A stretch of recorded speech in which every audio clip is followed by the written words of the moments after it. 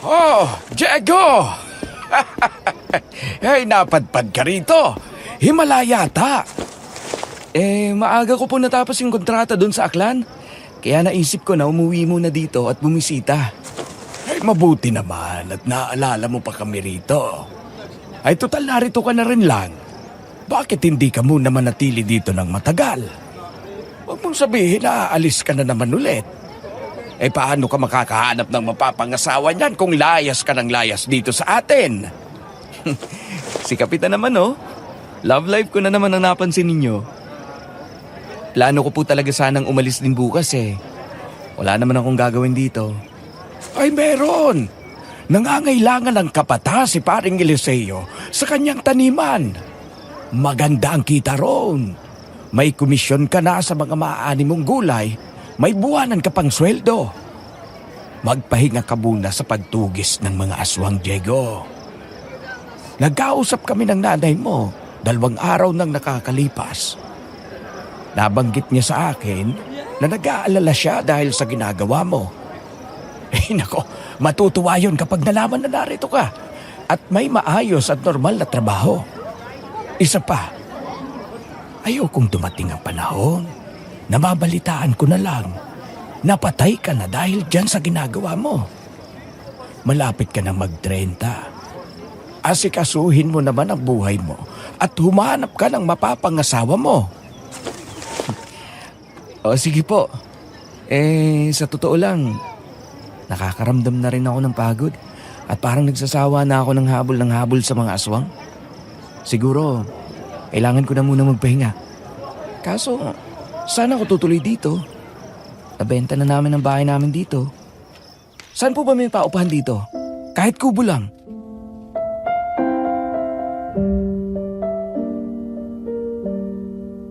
Paano kung may dumating sa'yo na isang tao na tuluyang nagpabago ng takbo ng buhay mo? Sa hindi inaasahang pagkakataon ay minahal mo siya. Pero anong gagawin mo kung sa una pa lang ay sinubok na agad kayo ng panahon? Nakaka-relate ba kayo sa tanong? Sagot na sa comment section at babasahin namin ang inyong mga komento.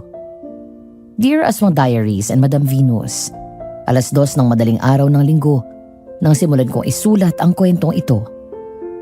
Itago niyo na lang ako sa pangalan na Rosel, 35 years old.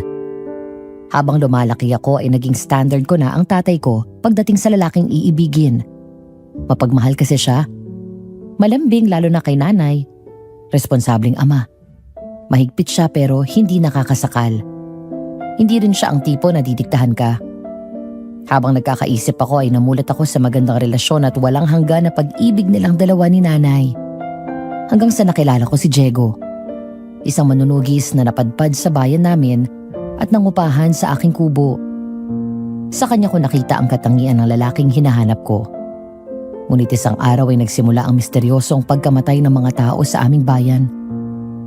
Samahan niyo po ako at pakinggan ang aking kwento ng pag-ibig na maagang sinubok ng panahon dahil sa aswang.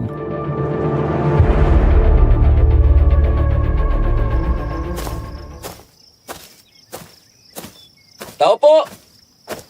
Mang Eliseo! Oh, Diego! Ikaw pala yan. O halika, pasok! Magandang umaga po. Magandang umaga din naman. Dahil tawag ka na sa akin ni Kapitan, mabuti na lang at saktong bakante itong kubo na pinapaupahan ng anak ko. May mga gamit na dito. May papag, may kutsyon din dyan. May mesa at upuan na rin, pati ilang gamit sa kusina. At dito sa sala, ilang gamit na lang ang bibilihin mo. O talaga po? Ay nako, ayos na po ito, Mang Eliseo. Ako na po bahala sa iba. Maganda po yung kubo. At mukhang matibay ang pagkakagawa. Kami mismo ng anak kong binata ang gumawa nito. Magkano po pala yung renta buwan-buwan? Ay, mas mabuti na yung anak kong babae ang kausapin mo. Sa kanya kasi itong kubo. Maya-maya ay narito na yon. Pero huwag mong masyadong alalahanin yon. Alam mo, kilala ko ang mga magulang mo. Kaibigan ko sila. Kaya huwag kang mag-alala. Salamat po. Yung tungkol sa trabaho mo, hindi ko na masyadong ipapaliwanag sa iyo. At alam ko namang hindi pa rin nawawala sa dugo mo ang dugong magsasaka. Sabi po ni Kapitan, nangangailangan daw kayo ng kapatas. Ganun na nga. Kailangan ko ng mapagkakatiwalaan at magaling sa magbando ng mga tao at maraming alam sa bukid. Sige po, Mang Eliseo. Sisikapin ko po na magawa ng tama ang trabaho ko.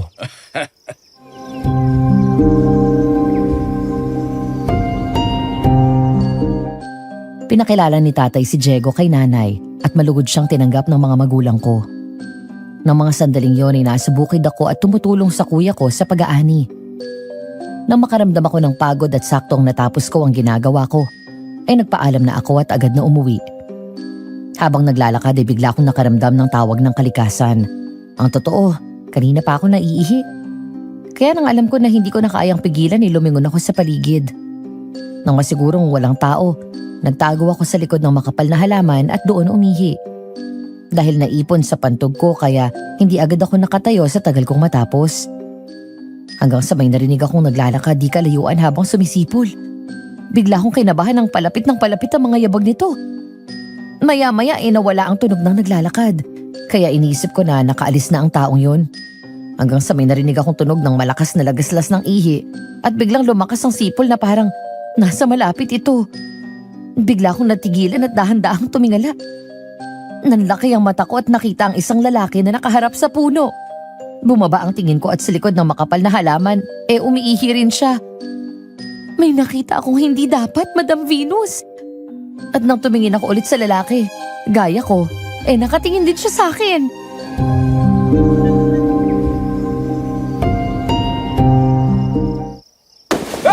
Naku po! Bastos! Manyakis! Nambuboso ka? Anong ako? Ikaw nga dyan ang tumingin eh. Kita mo na nakaupo ka pa dyan? Sinisilip mo si Junjun ko, no? Hoy! Ang kapal na mukha mo. Umiihi ako dito. Ako rin naman ah. Umiihi lang din dito.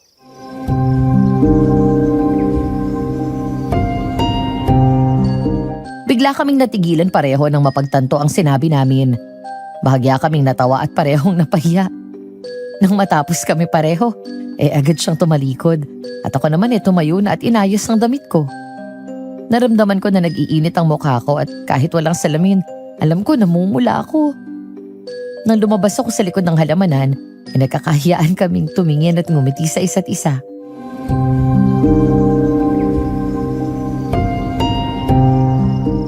Pasensya ka na kung nasigawan at napagbintangan kita. Ako rin. Bago ka ba rito sa lugar namin? Parang ngayon lang kita nakita. Hindi sa bago. Taga rito talaga kami. Dito ako pinanganak at lumaki. 10 taon na rin ang magdesisyon ng mga magulang ko na lumipat na kami sa probinsya ng nanay ko. Pinamana kasi sa kanya ng lolo ko yung lupa doon at bahay. Pero yung trabaho ko, kung saan ako napapadpad. Malapit na lang dito yung huling destinasyon ko kaya dumaan na ako. Bali, ninong ko si Kapitan. Best friend ng tatay ko. Kaya parang tatay ko na rin. Hindi ko nga inakala na babalik pa ako dito. Kasi wala na kaming bahay dito. Ah, liaison officer ka pala. Liaison officer? Oo, layas ng layas. Ah. Hindi, joke lang. Alis na nga ako. Sige, dito na ako. Miss, sandali. Anong pangalan mo? Rosel, ikaw? Diego.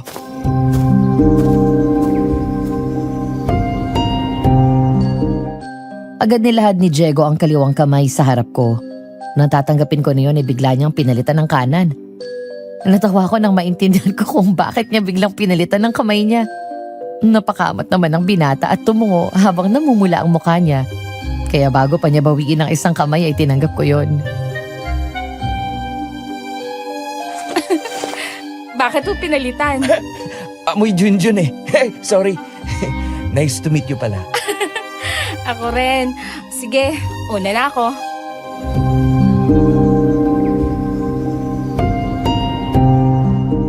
Nang maglakad na ako palayo ay panay ang lingon ko kay Diego at ganun din siya.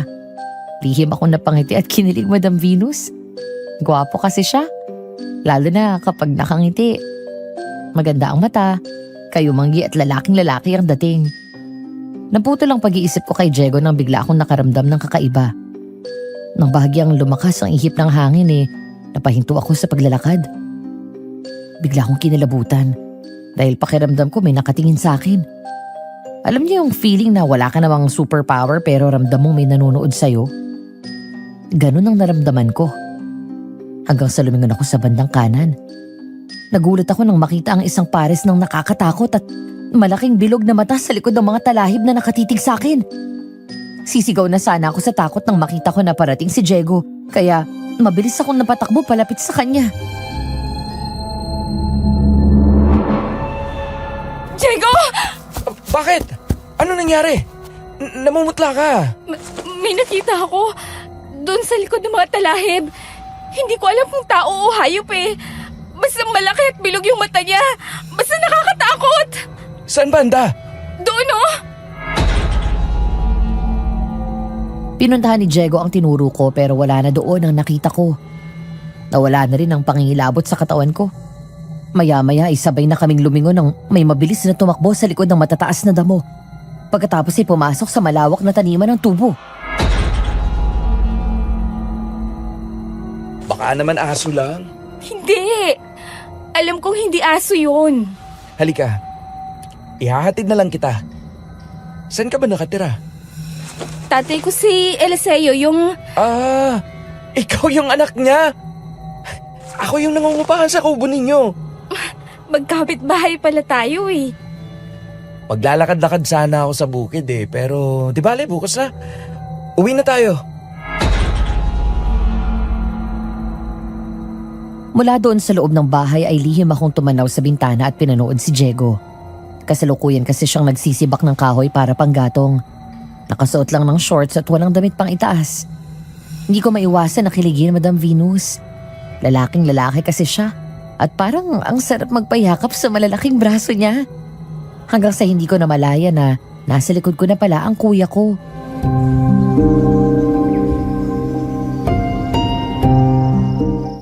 Hoy! Ay, ang yami niya. Kuya naman, bakit ka ba nanggugulat? Pinubusuhan mo si Diego ha? Ang lakas ng boses mo. At hindi ko siya binubusohan. Pinapanood ko lang kung paano siya magsibak ng kahoy. Bakit si Isidro? Nagsisibak din naman ng kahoy yung para sa atin. Hindi mo naman pinapanood ng ganyan. Iiyaw ka talaga, kuya. Matanda na yung si Isidro, no? Saka, mas masaya pala panoorin manood ng nagsisibak ng kahoy kapag gwapo at may abs yung nagsisibak.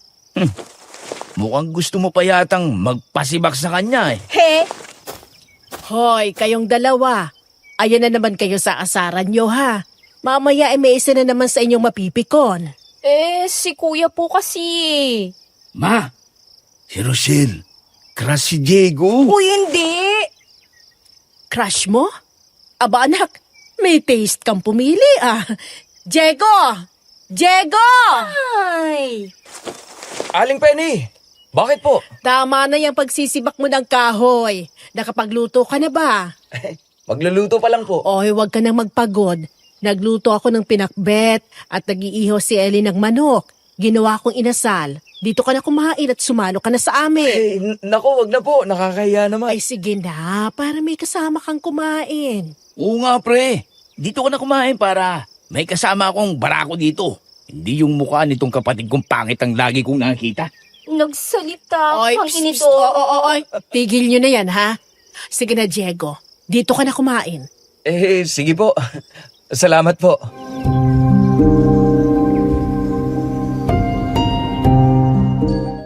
Habang kumakain ay masaya kaming nagkukwentuhan.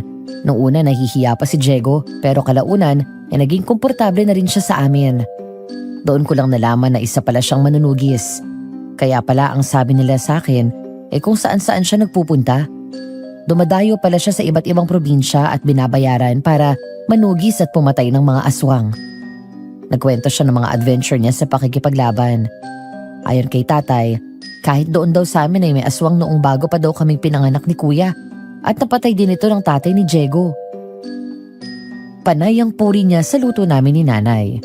Ako kasi ang nagluto ng pakbet at si nanay naman ang nagtimpla ng chicken inasal. Hindi pa natapos doon ang gabi namin dahil nagyaya pa si tatay ng inuman kay Kuya at Diego.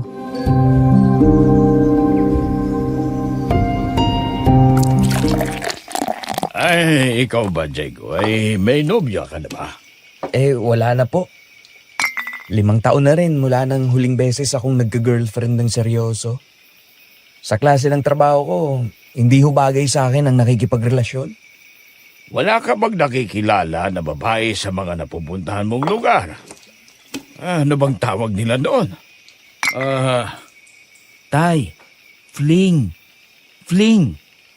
Yun. Yun. Hindi ko po itatanggi yun. Meron po talaga. Maiilan pero minsan lang. Hindi naman po bawat lugar na puntahan ko ay may ka-fling ako. Kapag may natitipuan lang. Hindi rin po kasi ako bagay na pumasok ngayon sa isang seryosong relasyon. Dahil sa klase ng ginagawa ko. Naiintindihan ko yan, iho. Binata ka naman at mainit pa ang nasa ganyang edad. Ang mahalaga, kapag nahanap mo na ang babaeng gusto mong makasama habang buhay, sa kanya mo na lang ibibigay ang puso mo. Yun din po ang sabi ni nanay at tatay sa akin. Ano bang tipo mo sa babae? Siyempre po. Automatic na yung maganda. Pero ang gusto ko po talaga yung masayang kasama, mabait, malambing, at syempre yung maunawain. Lalo na po sa klase ng trabaho na meron ako. Bonus na yung masarap magluto.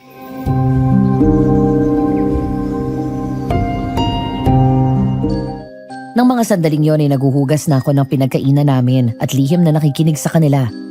Masyado akong assuming ng mga oras na yon, Madam Venus. Feeling ko talaga ako yung tinutukoy niya at nakatingin siya sa akin habang nilalarawan niya yung mga katangian ng babaeng gusto niya. Hindi na rin naman masama ang itsura ko. Sabi nila maganda ako, gandang dalagang Pilipina. Alanganin kayo manggi at maputi ang balat ko. Tuwid at itim ang buhok ko, 5'3" ang height. Hindi rin ako payat o mataba, sakto lang. At sabi nga ni nanay, maganda ang pares ng mata ko. Saktong tangos ng ilong at natural lang mapulang labi ko. Hindi rin naman ako mahilig maglagay ng makeup, maliban na lang kung aalis ako. Pero syempre, hindi ko pinahalata na feelingera ako ng taon at kunwari deadma lang ako. Nagpatuloy ako sa ginagawa ko hanggang sa lumabas si nanay sa kwarto.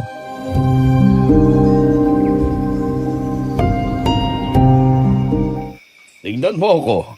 Nung masilayan ko ang ganda ni Penny, hindi ko na pinakawalan. Sinunggabang ko kagad. Totoo yun. 2 linggo pa lang kaming magkakilala. Abay, itinana na ako dahil ayaw sa kanya nag-itay. O, tignan mo naman. Hindi ako nagkamali sa pagpili. Alam mo, Diego, mararamdaman mo kung ang babaeng yun ay para sa iyo. At kapag naramdaman mo yun, huwag mo nang pakawalan. Dahil maraming buwitre ang pwedeng dumagit sa kanya. At baka maunahan ka. Tatandaan ko po lahat ng sinabi ninyo. Kaya kung type mo si Rosel, sunggaban mo na. Kuya, nananahimik ako dito Nako, kayo talagang magkapatid. Walang araw na hindi nagbabangayan. Hoy, Diego, kung kursunada mo ang anak ko, kailangan ay mag-usap muna tayo ng masinsinan. Mahal, tumigil ka na at baka nahihiya na si Diego. Ayos lang po. Oh, inom pa tayo. Cheers!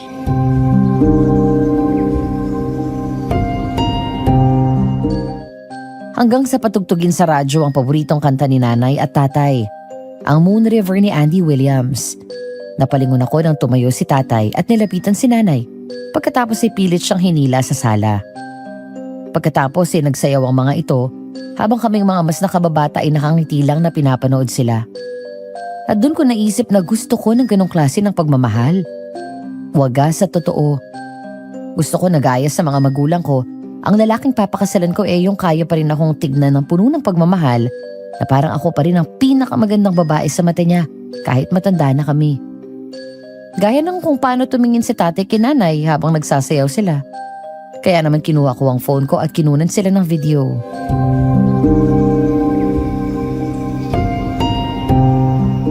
Nakakahiya naman sa mga bata, mahal. Uy, ano naman? Nagsasayaw lang naman tayo. Masama bang isayaw ko ang asawa ko? Ang mahal ko. Matatanda na tayo. Kalabaw lang at tumatanda, mahal. Ang tuhod ko, pang 20 anyos pa. Ikaw talaga napakapilyo mo. Diyan mo ako nakuha Mahal, kapag nauna akong na-promote kay Lord, huwag kang malulungkot, ha? Lagi mong iisipin na palagi kong nasa tabi mo at nagbabantay sa'yo. At kapag narinig mo ang pinapatugtog itong team song natin, isipin mo lang na isinasayaw kita. Ano ba naman, mahal, yung sinasabi mo? I love you, mahal. I love you too, mahal. Pakis nga ako. Ano ba? Nakakahiya sa mga bata. Malalaki na yung mga anak mo. Kaya okay lang yan. Kiss, tay, kiss! Ang sarap naman ng halik na yon. Mahal, mukhang masusundan natin si Rosel.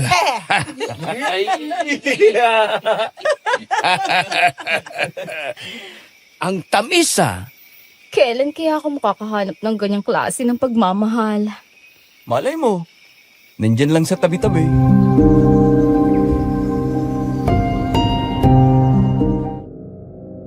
Bilang isang manunugis, natural na madalas nagising si Diego sa gabi. Nakatulong na naman siya sa gabi pero mababaw lang at palaging alerto ang tiwa at katawan niya. Gaya na lang ng gabing yun, pasado 3:00 ng madaling araw. Ayon kay Diego ay nagising siya nang sinakyan siya ng pusa niyang si Dagem na kulay gray. Naupo ito sa tiyan niya habang nakaharap sa bintana. Maya-maya ay bigla itong umangil. Bigla daw kaya agad siyang naging alerto at bumangon. Pagbaba ni Dagem sa kanya, tumayo pa daw ito habang pilit na sumisilip sa nakasaradong bintana. Nang tignan ni Diego ang kanyang bote ng langis, kinuha niya ang itak at buntot pagi na makitang kumukulo yun. Dali siyang lumabas ng kubo at nakiramdam. Naglakad-lakad siya sa buong paligid ng kubo. Pagkatapos ay lumapit sa bahay namin. Nang sumilip siya sa gilid, nanlaki ang mata ni Diego nang may makitang isang nilalang na nakasilip sa bintana ng kwarto ko. Maliit siya, payat, maputla ang balat na magaspang, kalbo, malaki ang balat, malaki ang mata, mahaba ang mga kuko sa kamay. Nang mga sandaling yun ay saktong naalimpungatan ako dahil nahulog ang phone ko mula sa papag na hinihigaan ko. Kaya lumingon ako sa bintana. Ganun na lang ang takot na naramdaman ko nang makitang may malalaki at nalilisik na mata ang nakasilip at nakatingin sa akin. Kasabay ng sigaw ko ay narinig ko ang malakas na sigaw ni Diego.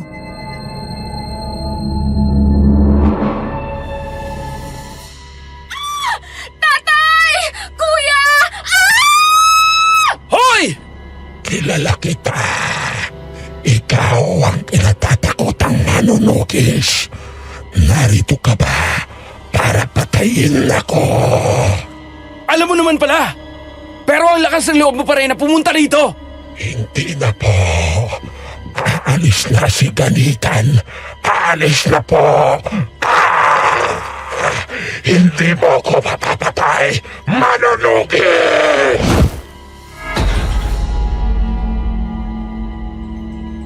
Takot na umatras ang aswang at tumingin sa kanya na parang nagpapaawa at naiiyak.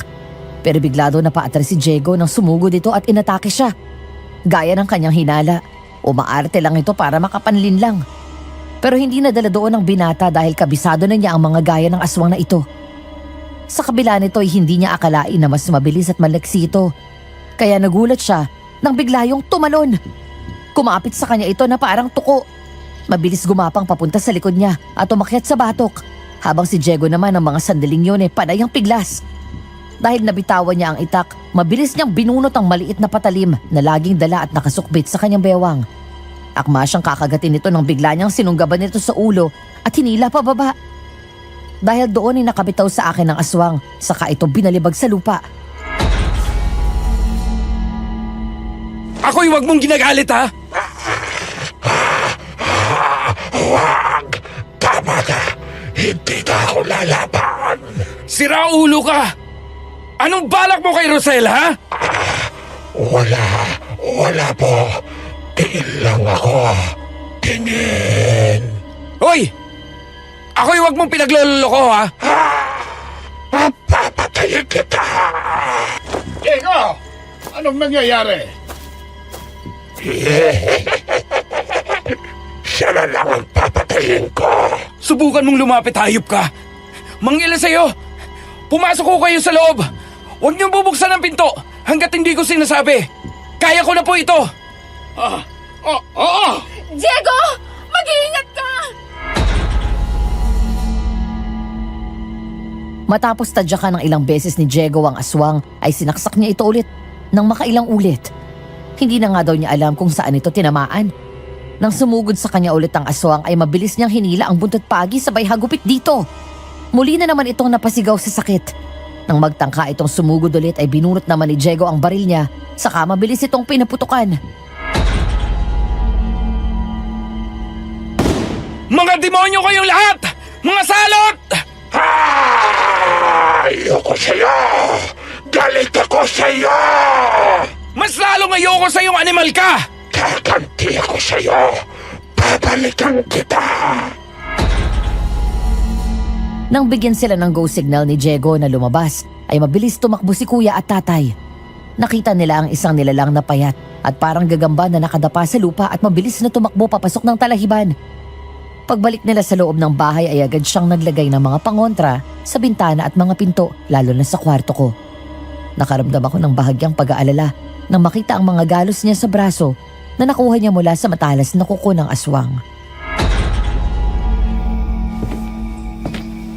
Uminom ka muna ng tubig, tapos gagamutin ko yung mga sugat mo. Salamat, Rosel. Iyon ang aswang. Opo. Isang ganidan. Isang aswang na may lahing engkanto. Nahuli ko siyang nakasilip sa bintana ng kwarto ni Rosel. Ang mga nilalang na ito ay magaling manlinlang. Kaya nilang umarte at magmukhang kawawa pero tuso sila. Kapag nakuha na nila ang loob mo, dun sila sumasalakay.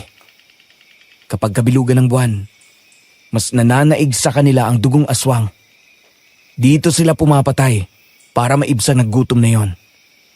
Pero kapag hindi bilog ang buwan, mas nananaig sa kanila ang dugong engkanto.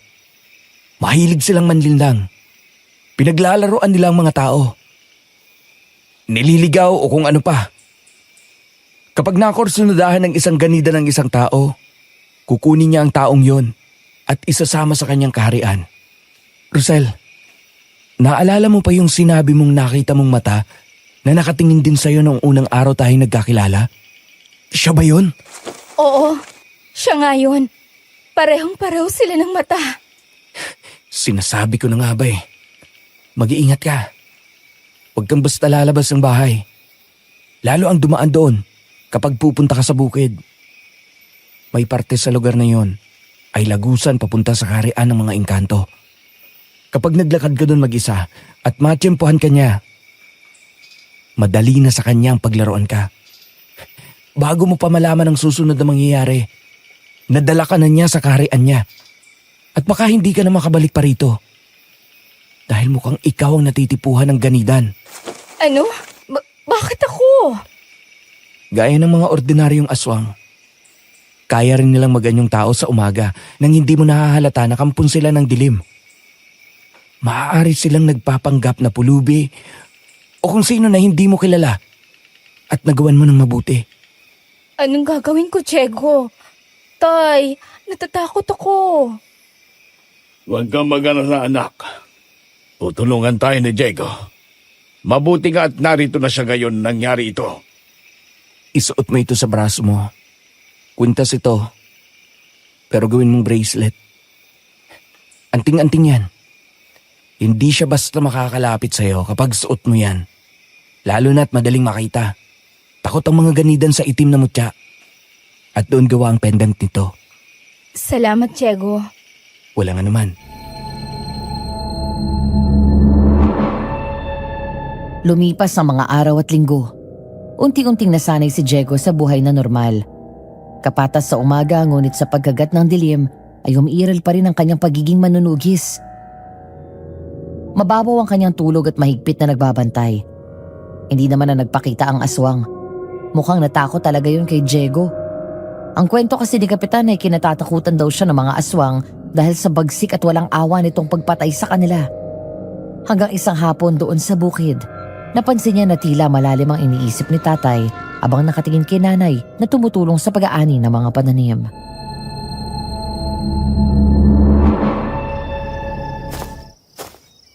Mang Eliseo, ayos lang po ba kayo? Parang malungkot kayo. Nag-away ba kayo ni Aling Penny? Ayos lang kaming dalawa. May iniisip lang ako. Pwede niyo pong sabihin sa akin kung makakagaan ng loob ninyo. Alam mo, mahal na mahal ko ang pamilya ko, lalo na si Penny. Mula nang magkakilala kami hanggang sa mga sandaling ito, ay hindi kami naghihiwalay. Matanda na ako, Diego. Madalas nang sumasagi sa isip ko yung paano kapag nauna akong nawala. Kaya-kaya ni Penny ang mag-isa. Huwag mo kayong mag-iisip ng ganyan. Bata pa kayo at mahaba pang buhay ninyo. Ano ba ang tingin mo sa dalaga ko, Diego? Po, Hindi ka ba nagagandahan kay Rosel? maganda po. Maganda. Oh, mahal na mahal ko yan. Sila ni Victor. Kung mapagtanto mo na gusto mo ang anak ko, at ligawan siya, isa lang ang hiling ko sa'yo. Wag mo siyang sasaktan. Kung dumating ang pagkakataon na mawala ang pagmamahal mo sa kanya, ibalik mo siya sa akin. Iingatan ko po si Rosel. Gaya ng kung paano niyo siya iniingatan. Ibig sabihin ay, gusto mo nga siya. Mahirap po na hindi siya magustuhan. Mabait siya at maalalahanin. Palambing at masikaso. Huwag po kayong mag-alala. Kinikilala ko po siya ng gusto. Hindi naman ako nagmamadali. Salamat. Alam kong maaasahan kita. Oh, oy pusa! Aba, ang cute naman ito. Ay, saan ka galing, Mingming?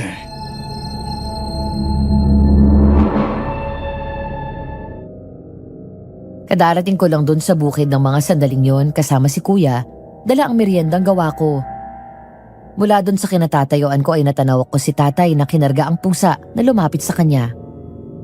Mahilig kasi ang mga magulang ko sa pusa, lalo na si tatay.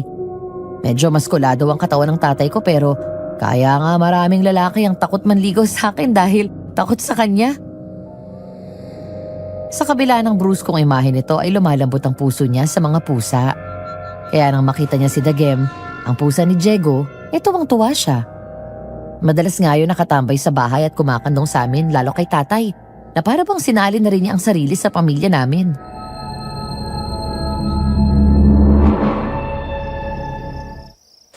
Mahal, ano na naman yan? Huwag mong sabihing iuuwi mo yan. Ay, sige na, mahal. Kawawa naman, oh.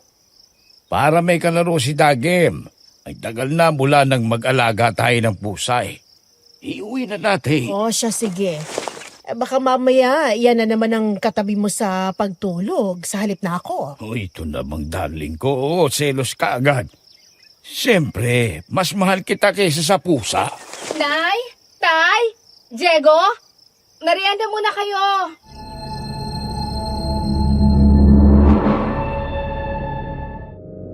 Isang gabi mula sa bayan kung saan umattend si nanay at tatay ng kasal at nagninong at ninang. Habang pauwi daw sila at saktong dumaan sa taniman ng tubo, nagulat daw si nanay matapos biglang tapakan ni tatay ang preno. Bigla kasing may pusang tumakbo at huminto sa gitna ng kalye. Nakahinga sila ng maluwag nang makitang hindi nila ito nasagasaan. Dahil doon ay bumaba sila at nilapitan ito. Nakaramdam ng awa sila nanay nang makitang may malaking sugat sa leeg yung pusa. Dinampot ni tatay ang pusa. Pabalik na sila ng sasakyan nang bigla itong tumalon mula sa mga braso ni tatay at pumasok sa taniman. Dahil sa malalang sugat ng pusa ay labis na nag-alala si tatay at lumapit doon. Sinubukan niyang hanapin sa bungan pero nawala na ito. Hanggang sa narinig nilang dalawa sa di kalayuan ang pusa.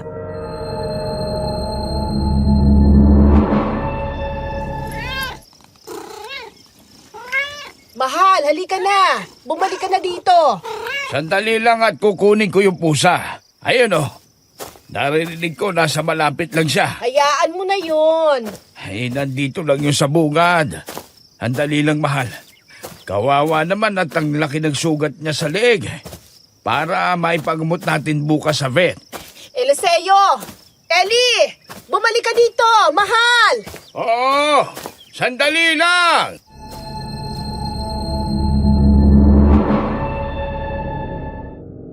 Sa pagkakakilala ko sa tatay ko na sobrang maawain sa pusa, kapag may nakakakita siya ng may sugat, ay kinukuha niya talaga at pinapagamot, inaalagaan, saka ihahanap ng mag-aampon.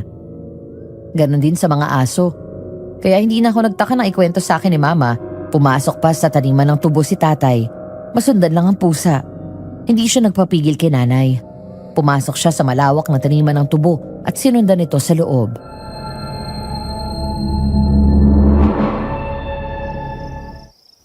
Eli, nakita mo na! Halika na dito! Lumabas ka na dyan! Ming, ming, ming, ming, ming, ming! Ming! Eto na. Eto na, mahal. Nakita ko na siya. O, lumabas ka na dyan! Pwede! Pwede! Eli! Mahal! Nasaan ka na?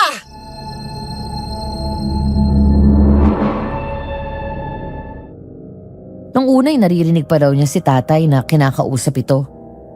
Hanggang sa unti-unting tumahimik at ang mga tunog na lang ng mga kuliglig ang kanyang naririnig. Naghintay si nanay sa paglabas ni tatay. Yun na yata ang pinakamatagal na 5 minuto ng buhay niya. Ngunit sa bawat segundo na lumilipas na walang Eliseo na lumalabas mula sa taniman, iba yung takot at pag-aalala ang naramdaman ni nanay.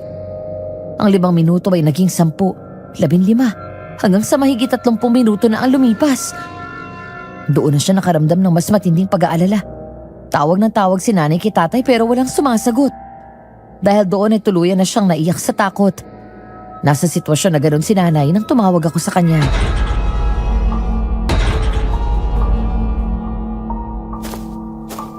Ano, Diego? Pasensya na, Rosel. Pero wala pa rin ako nakita kahit bakas ng mga Eliseo. O kahit anong palatandaan, wala. Ay, Diyos ko, ano na kaya nangyari kay Ellie? Huwag naman po sana, Diyos ko. Huwag po kayong mag-alala. Hindi po ako hihinto hanggat hindi ko nakikita si Mang Eli. Manalig po tayo sa Panginoon at patuloy na magdasal.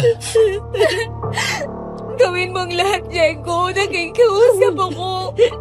Tulungan mo kami. Ibalik mo si Tata.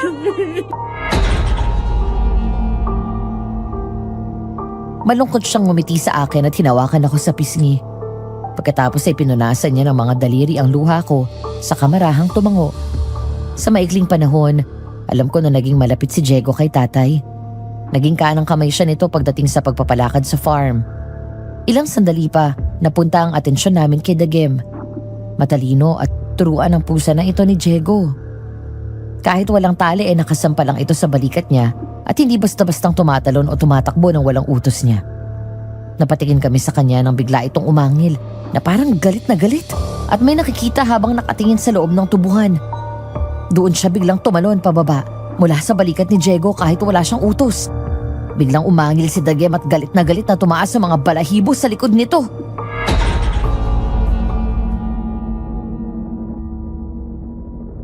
Dagim! Bumalik ka dito! Anong nangyayari? Kumukulo ang langis. May aswang sa paligid, Rosel. Hawakan mo si Dagim. Huwag ka mag-alala. Hindi yan basta tatakbo. Dagim, stay! Huwag kang aalis dito. Oo, ako ang bahala. Lumapit sa tubuhan si Diego at nilabas niya ang buntot pagi at ang kanyang bolo. Matapos yun ay tumayo siya kung saan pumunta si Dagem kanina. Nakita ko kung paano nagsalubong ang mga kilay niya at may dinuro ng bolo. Ang kwento niya sa akin, naroon at nakatago sa ilalim ng mga tubo ang aswang habang nakatingin sa amin. Nang makita daw siya nito ay mabilis itong kumaripas ng takbo sa takot. Hoy! Naknampo tsaka mukhang lamuka! Nasaan si Mang Eli? Ay, nandyan lang, manunugis. Papatayin niya ako. Takbo! Bumalik ka dito! Nandyan na siya. Papatayin ako ni Diego. Kapag nahuli kita, titirisin kitang kutong lupa ka! Mabilis na tumakbo ang aswang. Maliksi, mabilis. Sa isang iglap biglang nawala ito sa paningin ni Diego.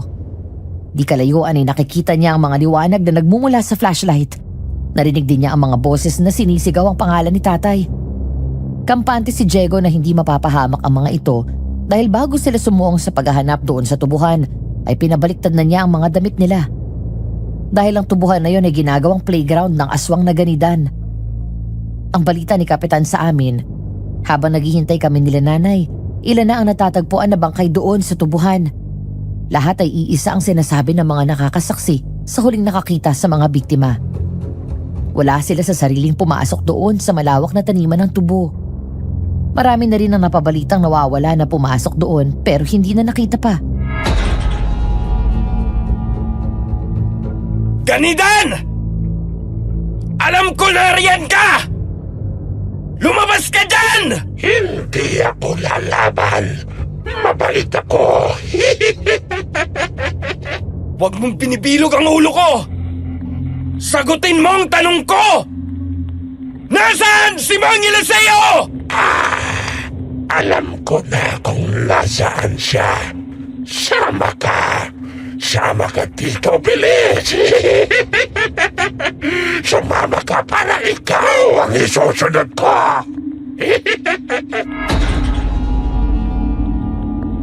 Bigla daw sinugod ng aswang si Diego. Mabilis itong tumakbo at tinalunan siya. Pero agad siyang nakatungo at nakatakbo pa atras. Nang lumingon sa kanya ang aswang, matalim siyang tinignan nito sa kamuling sumugod. Mabilis na tumakbo palapit sa kanya ang ganidan. Pero bago pa ito makalapit mabilis niyang sinalubong ito ng saksak. Mabilis na kaiwas ang aswang pero nahagip ito ng talim ng kanyang bolo at nahiwa ito sa braso ng malaki. Sumigaw ng matinis ang aswang na galit na galit.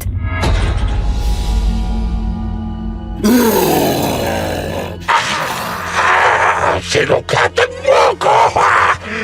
Galit sa'yo si Ganitan. Hindi na kita bati. Hoy, Bonjing! Ang tanong kong sagutin mo! Nasaan si Mang Eliseo? Di ko alam. Sinungaling ka! Nariyan lang siya. Paikot-ikot. Lakad ng lakad. Pero walang patutunguhan. Ikaw ang pumapatay sa mga tao rito! Wala kang ebidensya. Di ba't may kasabihan kayong mga tao na masama ang bintang? Muling tumakbo ang ganidan palapit kay Diego. Mabilis itong gumapang paakyat sa puno na naroon sa gitna ng bukid. Saka lumundag sa mga malalaking tubo at tumalon papunta sa kanila. Sinalubong ito ni Diego ng hagupit ng buntot pagi ng dalawang magkakasunod. Biglang umatras ang aswang at galit na umangil. Pagkatapos muling nagtangkang sumugod. Hinayaan ni Diego na makalapit ito at nang tangka siyang kakagatin, nilabas niya ang maliit na patalim at sinaksak ito sa leeg. Santay ikaw! Sinabi ko na sa'yo, napapatayin kita, di ba? Hindi! Hindi pwede mamatay si Ganitan! Hindi! Hoy! Bumalik ka dito! Mabilis na nakatakbo ang aswang. Sinubukan ni Diego na habulin ito pero mabilis na nawala. Nang hindi na niya makita ay agad siyang bumalik. Hanggang sa napansin niya na nakailang ikot na siya sa taniman ng tubo pero palagi siyang lumalabas malapit sa puno kung saan sila naglaban ng aswang. Nang mahalata na pinaglalaruan na siya ng ganidan, hinubad niya ang kamiseta at binaliktad yun. Saka sinuot ulit at pinagpatuloy ang paglalakad. Habang naglalakad daw ay sinasabuyan niya ng asin ng kanyang dinadaanan hanggang sa tuluyan siyang makalabas ng taniman. Naingkanto na yon. Hindi natin alam, Rosel. Maaaring may iba siyang pakay kay Mang Eliseo. Sana walang masamang nangyari kay tatay. Kung hindi ko siya binigyan ng kwintas na anting-anting, tiyak na may masamang nangyari na sa kanya. At baka kinain na siya ng ganidan. Pero dahil doon, ay umasa tayo na buhay pa siya. At ang tanging hintayin na lang natin ay makalabas siya. Diyos ko, sana'y makabalik si Eliseo ng ligtas. Lumipas ang mga oras. Sa pagputok ng liwanag ay mas pinaigting pa ng mga pulis at mga volunteer ang paghahanap kay tatay. Hanggang sa muling kumagat ang dilim. Walang tulog si nanay sa kahihintay. Kahit anong kumbinsi namin, ayaw niyang magpahinga dahil gusto daw niya na kapag umuwi si tatay siya agad ang sasalubong sa kanya. Kapag nakakatulog sa sofa, biglang babalikwas ng bangon at nag-aabang na naman. Hindi siya halos nakakain dahil sa sobrang pag-iisip. 24 oras na ang nakalilipas mula nang mawala si tatay. Pansamantala munang hinihinto ang paghahanap para makapagpahinga rin ng mga tao. Pasado 9:00 nang mataranta kami ni kuya nang lumabas ng kwarto si nanay na nakabihis. Nagmamadali at ayaw magpapigil. Nay, saan kayo pupunta? Hahanapin kong tatay mo. Pero Nay, baka mapahama kayo. Doon nagtatago ang aswang. Wala akong pakialam. Hindi ako natatakot sa kanya. Nay, kapag pumasok kayo dun sa taniman, baka pati kayo ay hindi na makabalik. Paano kung kayo naman ang mawala tapos makauwi si tatay? Mag-aalala din yon. At baka sisihin niya rin ang sarili niya kapag may nangyaring masama sa inyo. Ang gusto ko lang naman ay mahanap siya. Alam po namin yun, Nay. At ganun din kami ni Rosel. Gusto rin namin siya makauwi pero ibigay na natin ang gawain na yun sa mga taong mas may alam. Gaya ni Diego at Kapitan. Tama si Kuya, Nay. Kailangan niyo po magpahinga at kumain ng maayos. Mag-aalala yun si tatay kapag umuwi yun at nanghihina kayo. Sasamahan ko po kayo. Pupunta tayo sa taniman ng tubo. Pero hindi tayo pwedeng pumasok doon. At saka mangako kayo sa akin na matutulog kayo ng maayos at kakain ng mabuti. Habang kami naman po ay hindi hihinto sa paghahanap kay Mang Eliseo. Oo, pag-ako. Maraming salamat, Chico. Pare, salamat ha. Wala yun. Hindi na kayo iba sa akin eh. Rosel, mas maigi na ikaw nang sumama kay nanay. Kasama niyo naman si Diego. Mas delikado kung ikaw ang may iwan dito. Baka matsyempohan ka ng aswang. Sige, Kuya. Tinupad ni Diego ang pangako kay nanay. Kasama ako ay nagpunta kami sa taniman ng tubo. Doon sa eksaktong lugar kung saan sila huminto kagabi.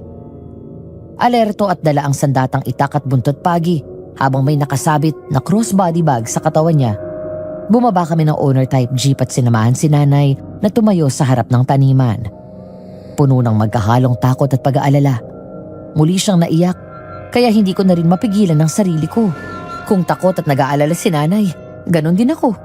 Bilang anak, hindi ko alam kung paano ko tatanggapin sakaling may hindi magandang mangyari kay tatay.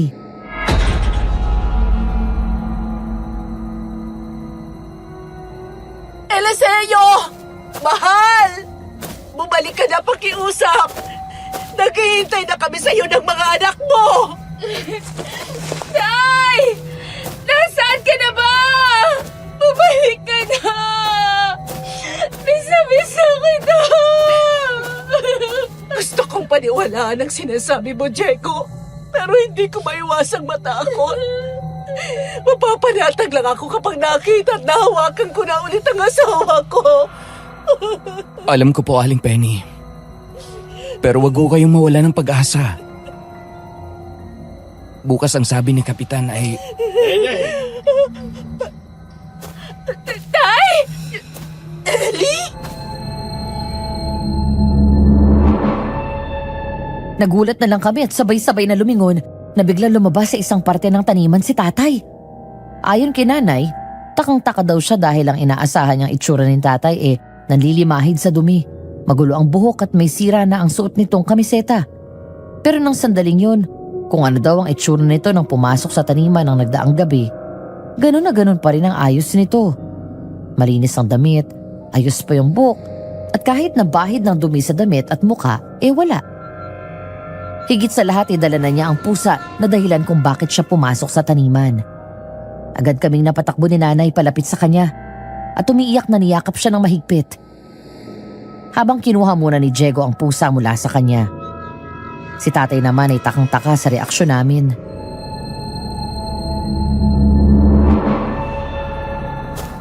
Eliseo! Tay! Oh, ay, bakit kayo umiiyak ha? Rosel, anong ginawa niyo ni Diego dito? Saan ka ba nagpunta? Akala ko kung ano nang nangyari sa'yo. Halos mamatay kami ng pag-aalala, Ellie. Anong sinasabi mo dyan? Ako nga itong tawag ng tawag sa'yo pero hindi ka sumasagot. 15 minutos akong sigaw ng sigaw sa pangalan mo pero hindi mo ako pinapansin. Tay! Higit 24 oras kayong nawala. Ano?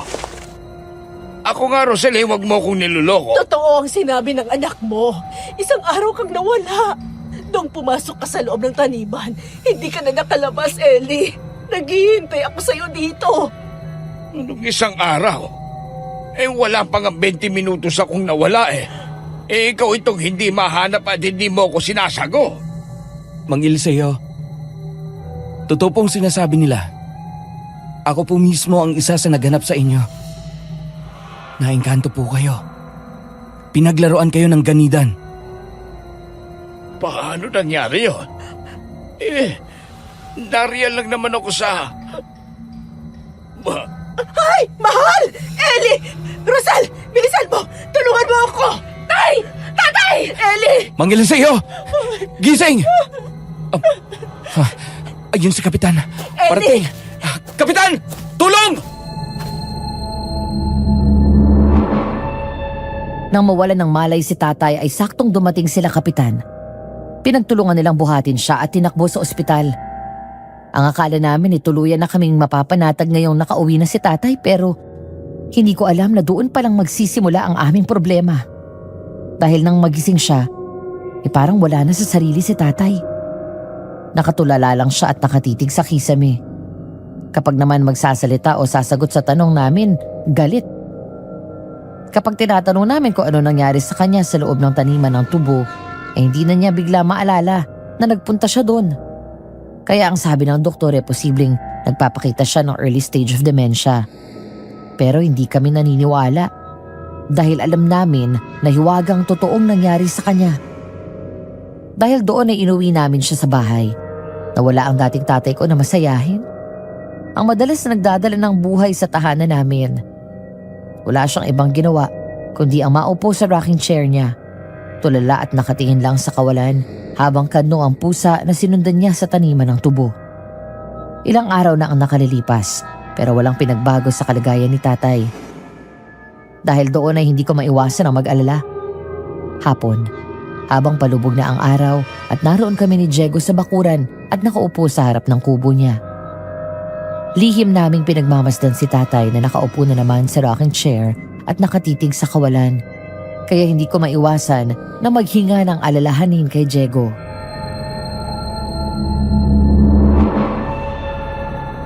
Habang nagtatagal, lalo akong nag-aalala sa kanya. Hindi siya makausap ng matino. Hindi ko na alam ang gagawin ko, Diego. Kinausap ko na si Kapitan. Alam mo naman na albularyo yon. At titingnan niya si Mang Eliseo. Pero iisa lang ang hula ko. At alam ko, at eto rin ang sasabihin ni Kapitan. Pinaglaruan talaga ng engkanto ang tatay mo. At mukhang nasa ilalim pa rin siya ng kapangyarihan nito. Nakikiusap ako sa'yo, Diego. Tulungan mo si tatay. Ikaw lang ang inaasahan ko. Ikaw lang ang alam ko makakatulong sa amin. Hindi mo kailangan makiusap sa akin, Rosel. Tutulungan ko kayo. Kung ang ibang tao nga natutulungan ko, kayo pa kaya? Dahil ayokong nakikita ka na ganyan. Nasasaktan din ako. Kaya huwag ka nang umiyak. Salamat. Mula nang nagkakilala tayo, ay palagi mo na lang ako inaalagaan. Masyado mo ako ini-spoiled. Importante ka sa akin. At minsan na kami nagkausap ni Mang Eliseo ng masinsinan bago pa mangyari ito. Nangako ako sa kanya na aalagaan kita at hindi pa babayaan. Mabuti na lang narito ka na nang mangyari ang lahat ng to. Sa'yo ako kumukuha ng lakas at pag-asa. Bumaba ang tingin ko sa kamay ko nang kunin niyo ni Diego at kinulong sa kanyang mga palad. Mula nang dumating siya ay unti-unting naming nakilala ang bawat isa. Sa paglipas ng mga araw ay mas nagkakalapit kami. Sa tingin at kilos, alam namin na gusto namin ang isa't isa. Hindi naman yun lingid sa kaalaman ng pamilya ko. Sa araw-araw na ginawa ng Diyos na magkasama kami, doon man sa bahay at sa trabaho sa bukid, marami na akong nalaman tungkol sa kanya, kaya mas lalo siyang napapamahal sa akin.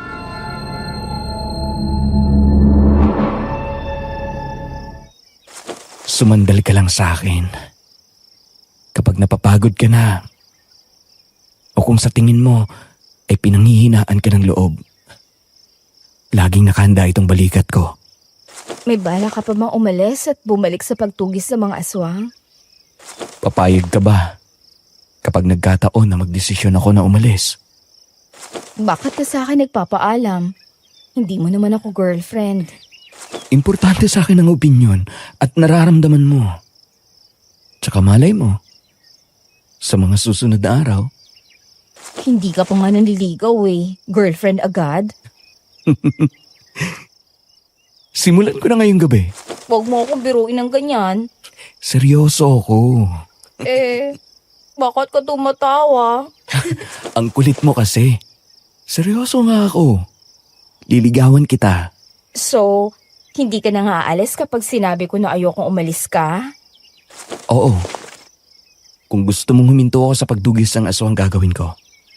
Kung doon ka magiging masaya at mapapanatag ang puso mo, ako naman kahit ano, okay sa akin. Yung mga naka-fling mo, nag-uusap pa kayo?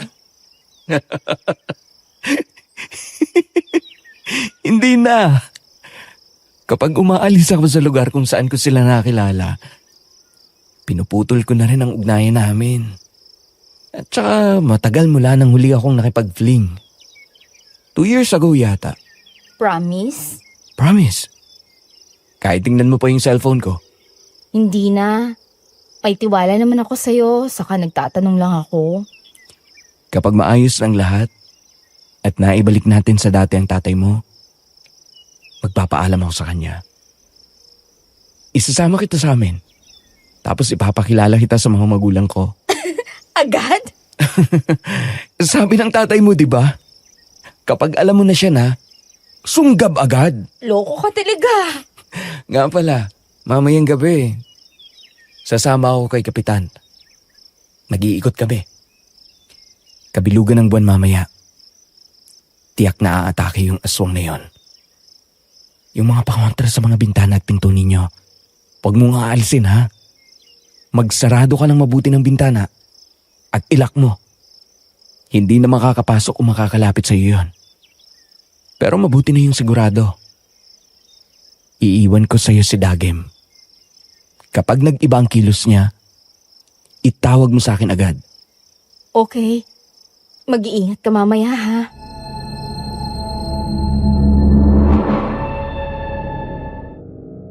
Pasado 11:30 na ng gabi.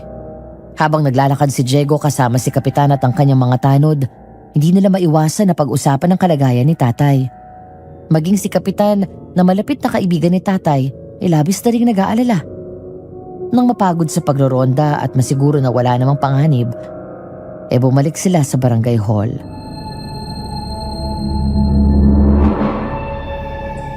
Nakakausap ko na ang guru ko. Siya yung nagturo sa akin ng mga karunungan ko pagdating sa panggagamot. Ayon sa kanya, ay tama ang hinala natin. Napaglaruan ng ganidan si Eliseo. Pero pinag-iingat niya tayo. Dahil baka raw ang kanyang ginawa ay isa lang sa kanyang panlalansi. Nakakapagtaka daw na nakauwi pa si Eliseo ng buhay. Kilala natin ang lahi nila.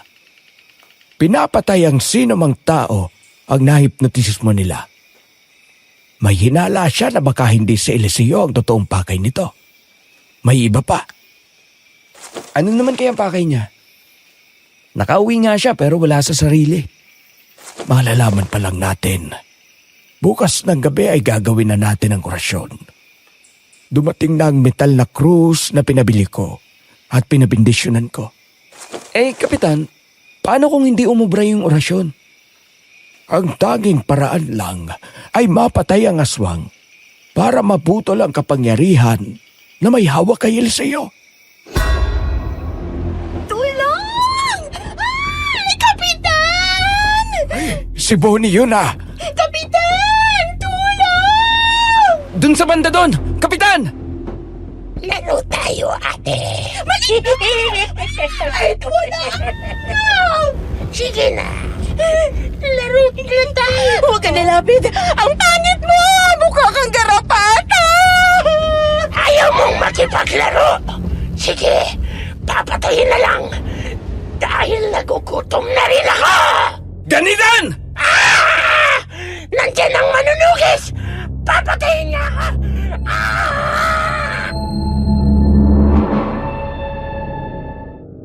Bigla daw kumaripas ng takbo ang aswang pero agad itong hinabol ni Diego. Mabilis niyang sinundan ito hanggang sa umabot sila sa bungad ng kakahuyan. Ang lugar kung saan kami unang nagkakilala. Hingal na huminto si Diego nang huminto rin ang aswang sa pagtakbo. Dahan-dahan itong gumapang sa katawan ng puno at parang gagamba na kumapit doon sa humarap sa kanya. Humigpit ang hawak niya sa patalim at hinanda ang sarili sa bigla nitong pag-atake. Ngunit isang nakakalokong ngisi ang binigay nito sa kanya. Sabi ko na nga ba! At buhay ka pa! At lalabas ka sa lungga mo! Anong ginawa mo kay Mang Eliseo? Wala akong ginagawa sa kanya. Naglaro lang naman kami. Sinungaling ka! Bakit ka nang gugulo dito sa bayan na to? Dahil pinakialaman nila ang laruan mo. Akin yun eh. Bahay ko yun. Kung ganon, bakit pati si Mang Eliseo? Bakit ka umaaligid sa bahay nila?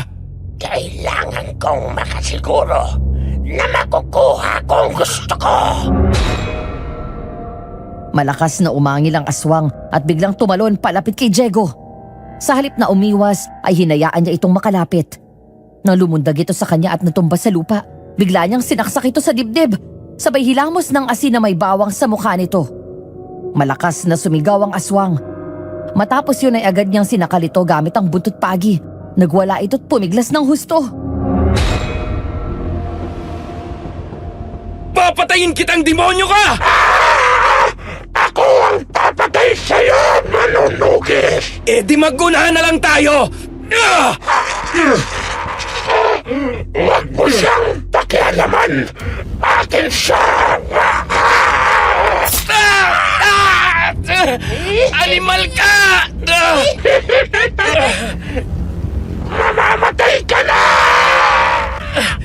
Sinabi ko na sa'yo, mauuna ka sa impyerno! Matapos manlaban ang aswang at kakapiglas niya, ay nabitawan ito ni Diego. Saka siya sinalakay nito. Ngunit nagawa niyang saksakin sa dibdib ang aswang, kaya bilang ganti, hindi inaasahan ni Diego na maaabot siya ng garidan at kinagat sa braso. Matapos sumigaw sa sakit, ay dinikit niya ang anting-anting sa mukha ng aswang. Doon ito nagwala ng husto, saka sinaksak pa ulit siya ng isang beses. Nang makawala mula sa kanya at mabilis na kumaripas ng takbo ang aswang, tuluyan na itong nawala sa dilim. Diego! Ay, Panginoon ko! May sugat ka! Kinagat ka ba ng ganidan? Wala po ito. Hindi pwede ito. Halika! umuwi tayo agad sa kubo mo. Kailangan natin magamot agad yan. May mga gamit ka doon pang gamot, di ba? Opo. Marsing, tumakbo ka sa barangay. Naroon ang iba ko pang gamit sa panggagamot. Kunin mo. Nasa isang bagyo na itim. At pagkatapos ay isunod mo kila Diego. Nang mga sandaling yon at habang wala akong kamalay-malay sa nangyayari kay Diego, sa hindi malamang dahilan ay hindi ako mapakali. Hindi ako dalawin ng antok dahil nag-aalala ako sa kanya. Sinubukan kong mag-text sa kanya pero hindi siya sumasagot, kaya lalo akong naging alumpihit. Paglabas ko sa kwarto ay nadatnan ko si nanay na may ginagawa sa kusina.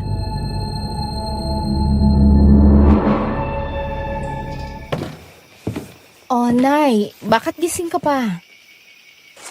Naalala ko kasi yung iluluto ko na pork steak bukas. Hindi ko pa pala naibabad yung baboy kaya bumangon ako sandalit ginawa yon. Sana inutos niyo na lang po sa akin. Oy, ikaw, bakit hindi ka pa matulog? Inaantay ko po si Diego eh. Lumabas kasi siya at sumama kila Kapitan na Romonda. Anak ako nga'y tapatin mo. Gusto mo ba si Diego? Mahal mo na siya? Opo, Nay. Alam ko naman na masyadong maaga para sabihin ko yon. Pero yun po talaga ang nararamdaman ko. Naiintindihan ko, anak.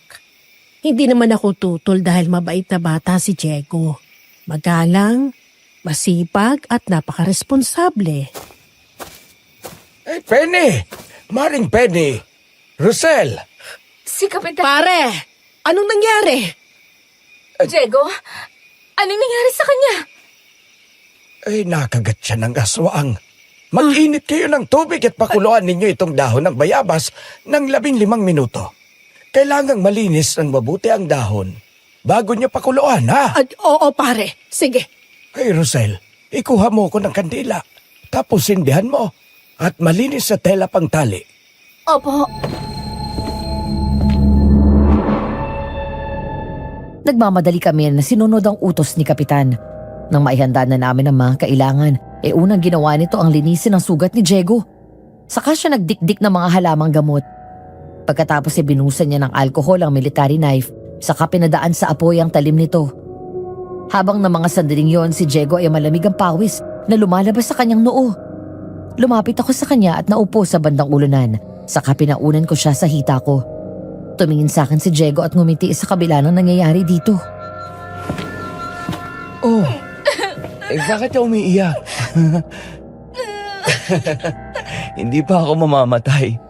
Malayo pa sa bituka to. Kahit na... Diego, kagatin mo itong tela at gumapit ka lang mabuti kay Rosel. Opo. Sinunod niya ang sinabi ni Kapitan. Mariing kinagat ni Diego ang tela at mahigpit na hinawakan ng kamay ko. Hanggang sa bigla siyang mapaigtad at pumadyak ng malakas nang tusukin ni Kapitan ang sugat niya.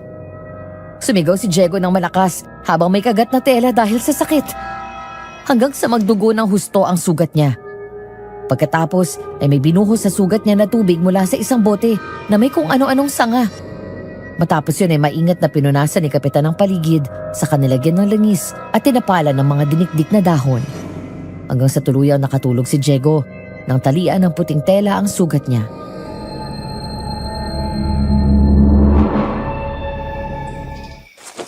Penny, maganda ka ng gamot at tiyak na lalagdatin siya ng mataas.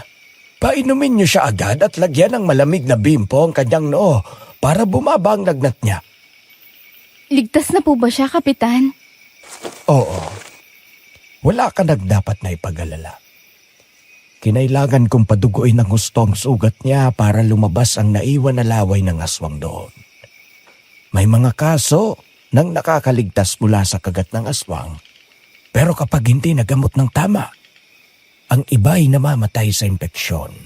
At ang iba naman, nagiging aswang din. Totoo po?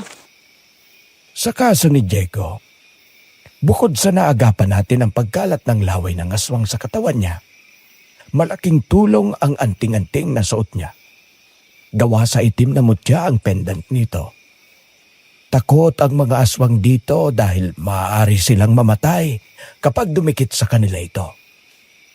Sa mga tao naman, Umiepekto ito bilang nagpapagaling sa mga sugat mula sa kagat ng aswang. Ito ang pumapatay sa kamandag o laway nila. Kapitan, salamat po. Alam mo, Rosel, parang anak ko na rin itong si Diego. Kaya wag mong alalahanin yon. Wag mo siyang iiwan. Bantayan mo siya magdamag at yung temperatura niya. Opo.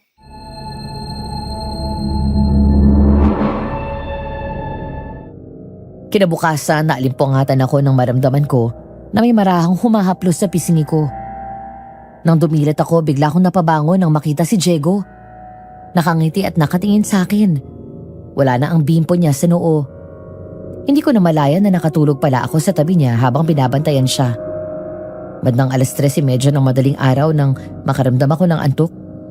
Sinubukan kong pigilan at nakatagal pa ako ng 1 oras na gising hanggang sa hindi ko kinaya at nakatulog na rin pala ako.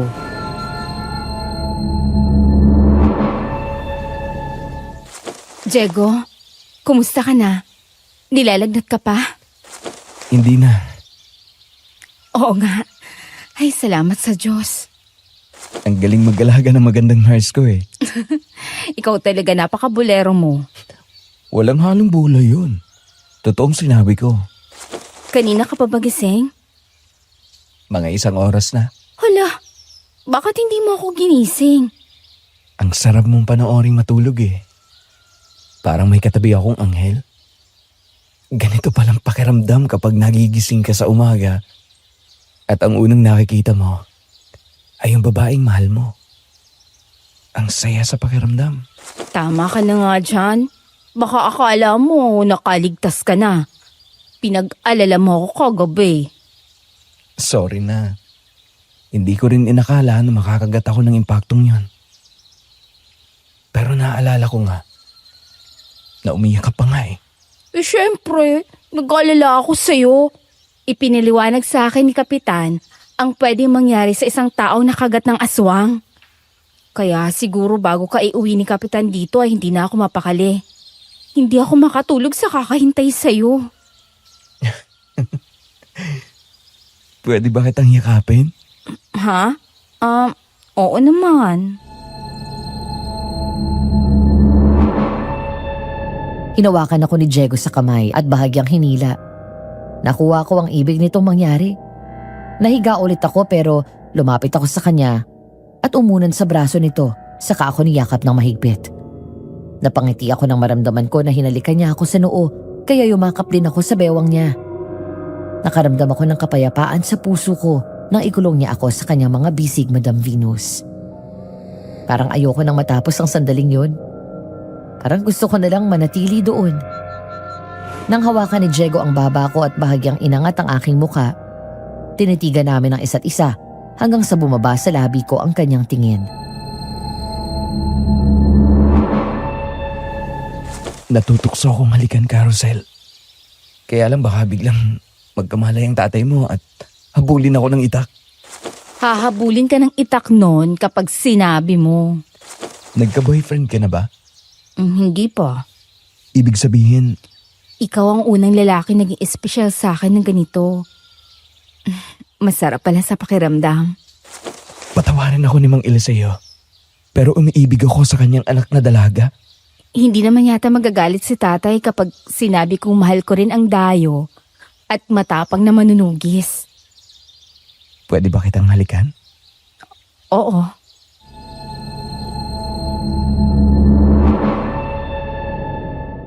Hinaplos niya ako sa pisngi at muling bumaba sa labi ko ang kanyang tingin.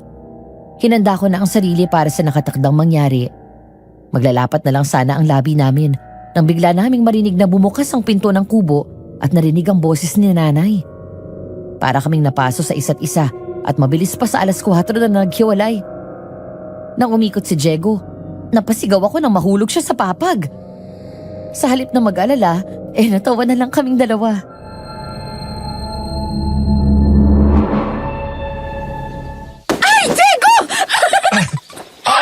Aray, ang sakit! Nataganan mo yung sugat to. Okay ka lang ba? Oh, Diego? Anong ginagawa mo dyan sa lapang? Po, nahulog po kasi ako. Ang likot po kasing matulog eh. Oh, tumayo na kayong dalawa dyan at tumipat sa kabilang bahay. Nakapagluto na ako ng almusal. Sige po.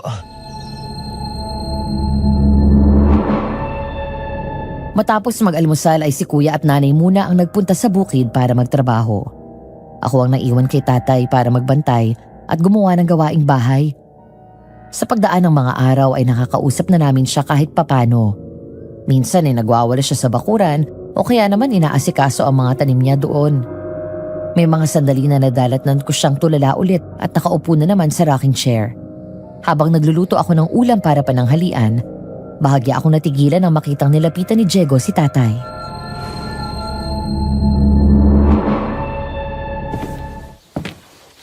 Mang Eliseo, kumusta na po kayo? Diego. Ha? Opo, ako nga po si Diego. Naalala niyo po ba kung sino ako? Oo. Ikaw yung nobyo ng anak ko, hindi ba? Si Rosel. Si Mang Eliseo naman. Hindi pa po kami pero mukhang papunta na doon. Tatay! Rosel, anak ko? Salamat at naalala mo ko. Kumusta ang pakiramdam mo? Ang dilim doon sa taniman nagtubo. Ang lamig. Nakakakilabot. May nakita ko doon. Maliit siyang tao. Pero nakakatakot ang mukha niya. Ano pong sinabi niya sa'yo? Naaalala niyo pa po ba? Hindi ko na alam. Basta, may hinihingi siya. Hindi ko na maalala kung ano. Mang Eliseo, konting tiis. Mamaya ay gagawin na namin ng kapitan ang orasyon. Babalik na kayo sa dati. Inaantok ako. Tulog muna ako.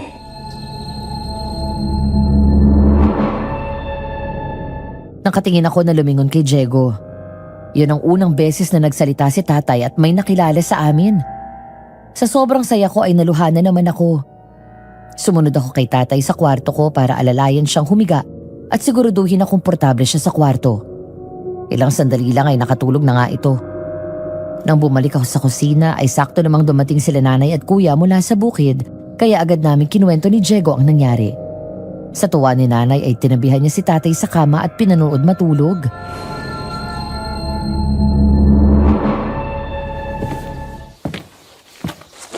Sel, luto na yung ulam. Malapit na.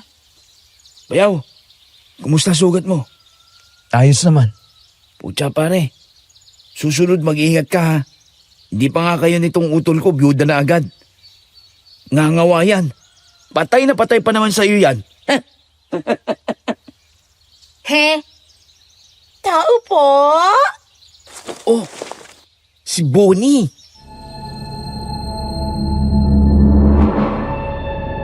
Nagtataka na napalabas si kuya, habang si Diego naman inaroon lang sa may pinto at nakatayo. Hindi ko naman pinansin yun at naghain na ako ng mesa. Eksaktong naluto ang ulam at inalis yun sa apoy. Biglang naging kasing init nang nagbabagang kala ng tenga ko nang marinig ko si Bonnie.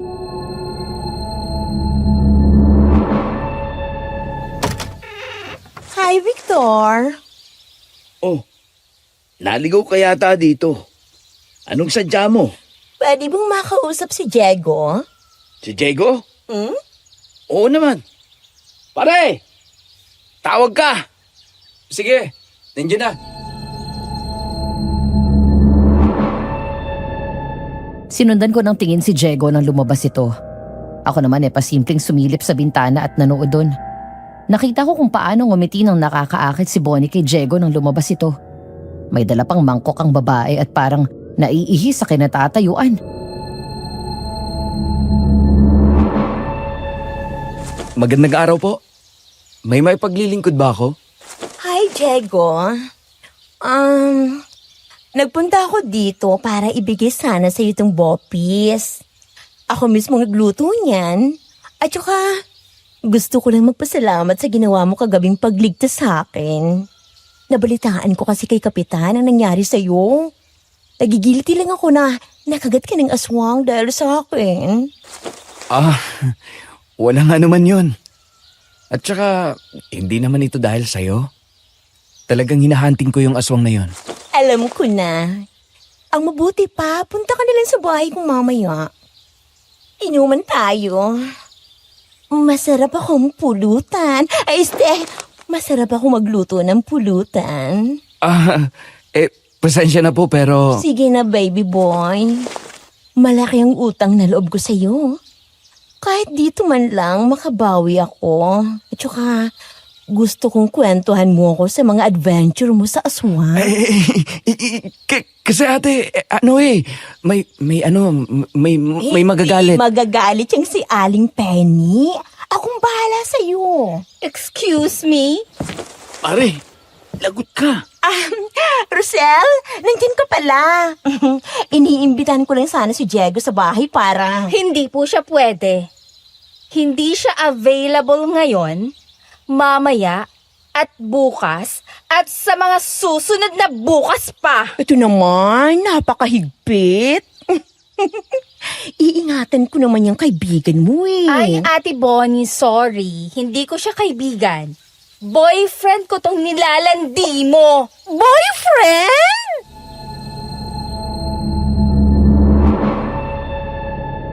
Hindi ko na rin alam ang tumatakbo sa isip ko ng mga sandaling yon. Basta ang namalayan ko na lang, parang sasabog ang ulo ko sa inis at selos. Kaya naman bigla akong hinawakan sa t-shirt si Diego, sabay hila sa kanya palapit at ako mismo ang humalik sa labi niya. Narinig ko ang malakas na pagsinghap ni Kuya na nagulat rin. At pagkatapos tumawa ng malakas saka pumalakpak. Nang mapagtanto ko ang ginawa ko, bigla akong lumayo kay Diego at parang gusto kong magpalamon sa lupa ng mga sandaling yun. Dahil bukod kay Kuya, nakita rin pala ni Nanay ang ginawa ko na natatawa lang sa akin. Naroon din pala ang ilang mga trabahante kaya inuulan ako ng kantsaw mula sa kanila. Habang si Diego parang matutunaw sa klase ng ngiti at tingin niya sa akin. Sinubukan kong lumayo pero hinawakan niya ako sa kamay.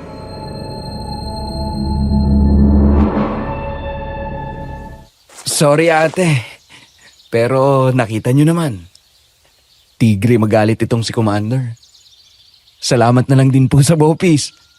Hindi ako kumakain ng kahit anong pagkain na lamang loob ang halo.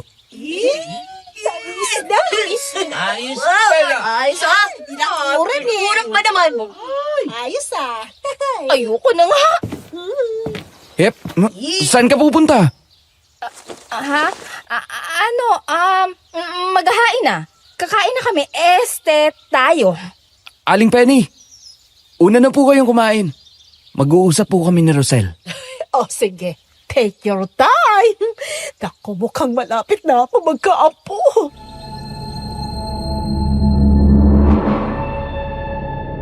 Parang sasabog ang dibdib ko ng mga sandaling yon, Madam Venus. Lalo na nang sinarado ni Diego ang pinto ng kubo. Tumalikod ako habang naghahalongkat sa isip ko ng pwedeng idahilan kung bakit ko nagawa yun.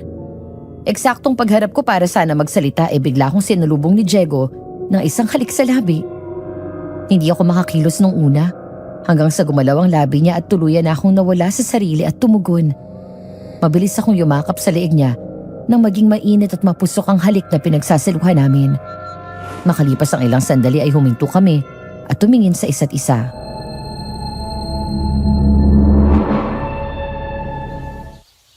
Wala nang bawian yun ha. Sinabi mo na sa kanya na boyfriend mo ko. Joke lang naman yun eh. Kasi... Nagselos ka. Oo. Baka kasi magkagusto ka sa kanya. Sexy si Bonnie. Mas malaki ang hinaharap niya, saka... Yan. Kung ano nang sinasabi mo eh. Wala akong pakialam sa hinaharap niya o sa buong katawan niya. Wala akong pakialam sa kanya. Ikaw ang gusto ko at ikaw ang mahal ko. Sa'yo lang ako. Lagi mong tatandaan yan. Okay. Isa pang kiss? Oo, pero sandali lang ha. Naghihintay yung pagkain. Oo, sandali na lang. Diego! Sa bintana! Hindi natuloy ang balak namin nang bigla kong napasigaw nang may nakita kong isang pares ng mata na nakatingin sa amin. Nanlilisik at galit. Ngunit iba ang mga matang yun kumpara sa nakita ko sa aswang. Nang lumingon siya, nanlaki ang mga mata nito sa takot. Sabay karipos ng takbo. Agad naman hinablot ni Diego ang patalim at mabilis na hinabol ang aswang. Nang makita ko ang katawan ng taong sumilip, bigla kong nataranta nang makilala ito. Kaya agad kong hinabol si Diego. Biglang nanlaki ang mga mata ko nang makita na hawak na niya sa kwelyo ang taong sumilip sa amin habang nakatutok dito ang patalim. Sino ka, ha? Bakit ka nagmamanman? Diego, wag! Sandali lang! Hayop ka! Ikaw si Ganida, no? Naaamoy kitang animal ka! Kahit na maganyong tao ka pa! Diego, wag! Si Isidro yan! Isidro? Sorry po. Sorry po. Di po ako lalaban. Mabait po ako. Agad kong hinila si Diego palayo kay Isidro. Si Isidro ang madalas naming nauutusan sa bahay, lalo na kapag abala kami sa trabaho sa bukid. Nagpapabili sa tindahan o sa palengke. Nagsisibak ng kahoy at kung ano-ano pang errands na madaling gawin. 40 anyos na si Isidro pero may konting mental defect at may pagkaisip bata pati magsalita. Maliit at ipit ang boses pero nakakausap naman namin siya ng maayos sa kabila nito. Maliit lang siya at halos hanggang bewang ko lang ang kanyang taas. Pinanganak na may special defect pati sa pisikal na anyo. Hindi pantay ang kanyang paa at mas maliit sa kaliwa. Kuba rin siya. Ayon sa kwento sa amin ng matatandang nakakilala kay Isidro, dahil sa itsura'y pinamigay siya ng kanyang pamilya. Palagi siyang nasa palengke noon at nanlilimos. Naawa si tatay kaya dinala sa bahay at pinapakain namin siya at binibigyan ng damit. Ume-extra din siya sa bukid kaya binibigyan ko kahit papaano ng pera para kumita siya.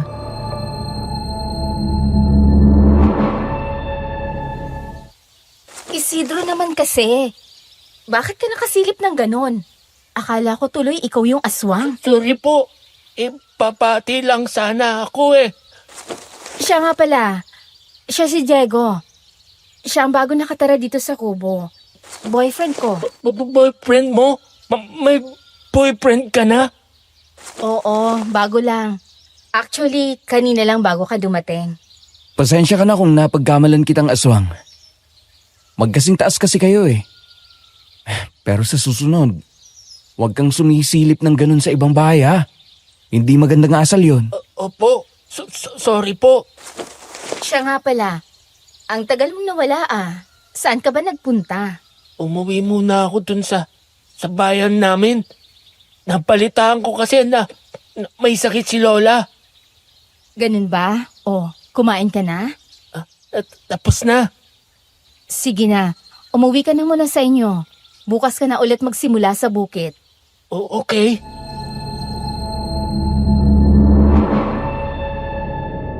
Malakas ang kabog ng dibdib ko habang pinapanood si Kapitan at Diego na naghahanda para sa gagawing panggagamot.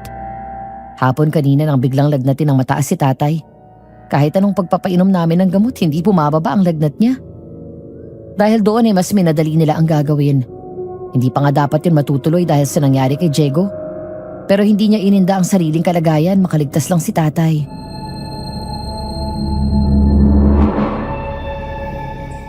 Rosel, sindihan mo ang mga kandila. Victor, kumuha ka ng isang palanggana ng tubig. Opo. Diego, magbantay ka. Baka biglang sumugod ang aswang. Victor, alalayan mo ko. Opo. Nakanda po ako. Panginoon, tulungan niyo po ang asawa ko. Nakikiusap po ako. Ibalik niyo sa amin. Hindi ko kaya na wala si Ellie sa akin.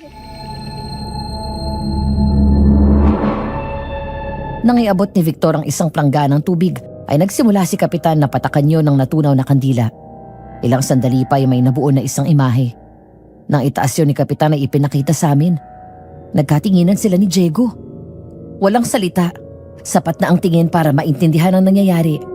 Lumabas ang hugis ni Garidan sa mga patak ng kandila.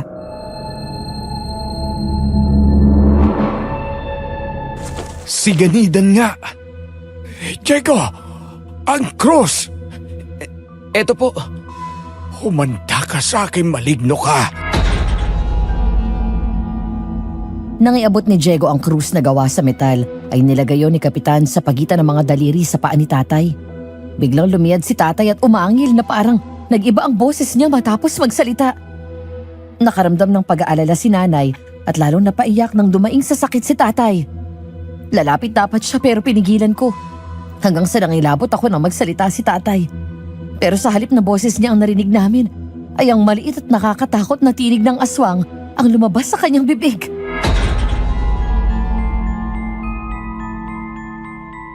Alam kong ikaw yan, Ganidan.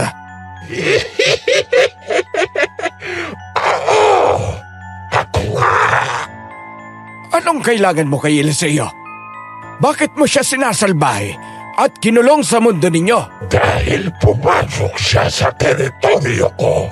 Ang taniman ba ng tubo ang sinasabi mo? Oo, akin yun. Bahay ko yun. Ang lahat ng akin ay akin lang dapat. Anong kasalanan ni Eliseo sa'yo? Hindi niya kailanman inangkin ang teritoryo mo. Ang matandang yan ang kapatas nung pinuputol nila ang mga puno. At isa sa punong pinutol nila ay ang bahay ko. Pero hindi mo pag-aari yun. Akin yun.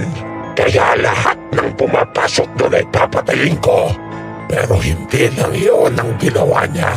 Pinamibigay niya ang pinaka-importanteng pag-aari ko. Anong ibig mong sabihin? Anong pag-aari? Si Rosel. Kinalabutan ako matapos kong marinig na binanggit ng Ganida ng pangalan ko. Napaatras ako at sumiksi kay Diego. Hindi ko alam kung bakit at paano niya nasabi na pag-aari niya ako. Wala akong maalala na may nakausap ako na maaari kong paghinalaan na engkanto o aswang. Hindi mo pag-aari si Rosel. Akin siya. At papatayin ko ang manunugis na yan. Dahil kinukuha niya sa akin si Rosel. Pakawalan mo sa Eliseo! Hindi. Hindi ko siya pagkakawalan hanggat hindi si Rosel ang kapalit. Ibigay niyo siya sa akin. Kapalit nun ay ang kanyang ama. Talagang matigas ang ulo mo, ha? Tama na! Pakakawalan mo ba si Eliseo? O papatayin kita? Ayoko na! Masakit na! Tama na! Nang hampasin ni Kapitan ng palaspas si tatay ay sumigaw siya ng malakas. Umalingaw-ngaw ang nakakatakot at matinis na boses ng aswang. Wala kaming nagawa ng mga sandaling yun, kundi ang magdasal habang nangyayari ang panggagamot kay tatay. Sa ikalawang hampas nagwala na ito. Pero mabilis siyang nahawakan ni Diego at kuya. Nang nagmamatigas ang Ganidan ay buntot paagi na ang pinanghampas ni Kapitan. Hindi mo pa rin pakakawalan sa Eliseo? Ha? Nakakawalan ko na! Ayoko na! Tama na! Nangangako ka ba na hindi ka naaaligid sa bahay na ito? At hindi ka na babalik? At manggagambala sa pamilya na Eliseo? At maging sa mga residente na baryong ito? Opo! Bait na Ganidan! Bait na ako! Mula ngayon ay lalayuan mo na si Rosel. Nagkakaintindihan na tayo? Kapag ginambala mo ulit siya, ay ipapapatay kita sa manunugis. O ako mismo ang papatay sa'yo. Huwag mo akong ibigay sa kanya. Ayoko sa kanya. Kung ganon, pakawalan mo na si Eliseo. Maya-maya ay nawalan ulit ng malay si tatay. Hindi naman nagtagal muli itong dumilat at lumingon sa paligid. Natigilan pa siya nang makita niya si nanay na umiiyak. Agad umangat ang kamay niya at hinaplos sa pisngi si nanay. Naiyak ako sa tuha. Bumalik na ang tatay ko. Dahil ganun palagi ang ginagawa niya kapag nakikita na umiiyak si nanay. Hinahaplos sa pisngi at pinapahid ang kanyang luha. Mahal, bakit ka umiiyak? Eli, sabihin mo sa akin ang buong pangalan mo. Eliseo Montemayor. Naaalala mo kung nasaan ka ngayon? Nasa bahay. Ano ang huling naaalala mo na nangyari kanina? Yung taniman nagtubo. Sinundan ko yung pusa. Nakabalik na siya, Penny. Natural lang na hindi niya maalala ang mga nangyari sa kanya habang hawak siya ng engkanto. Salamat sa Diyos!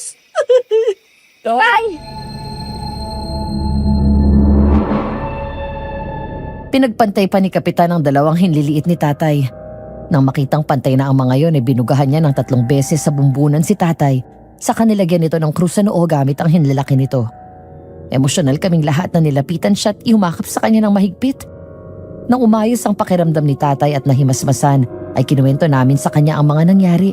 At ang sinabi niya minsan kay Diego tungkol sa nakita niya sa loob ng tubuhan nang mawala siya. Ayon kay tatay, wala daw siyang naalala. Kaya ang akala niya ay nakatulog lang siya ng mahimbing. Maraming salamat po, Kapitan. Walang anuman.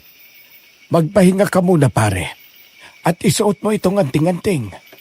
Huwag mong huhuparin ang 7 araw para hindi ka balikan ang engkanto. Ikaw rin, Rosel.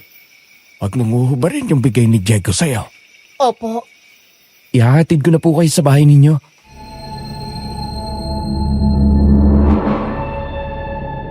Para kaming nabunutan ng tinik nang matapos gamutin ni Kapitan si tatay. Bumalik na siya sa dati na parang walang nangyaring kababalaghan sa kanya. Masigla na ulit ang bahay namin. Naririnig na ulit namin ang malakas, buhay na buhay at nakakahawang tawa niya. Pagising pa lang ng umaga, ay ugali na niyang sumayaw-sayaw at umindak-indak sa sala. At yun daw ang exercise niya. Matapos yun ay nagwalis siya ng bakuran at nagluto ng agahan para sa amin.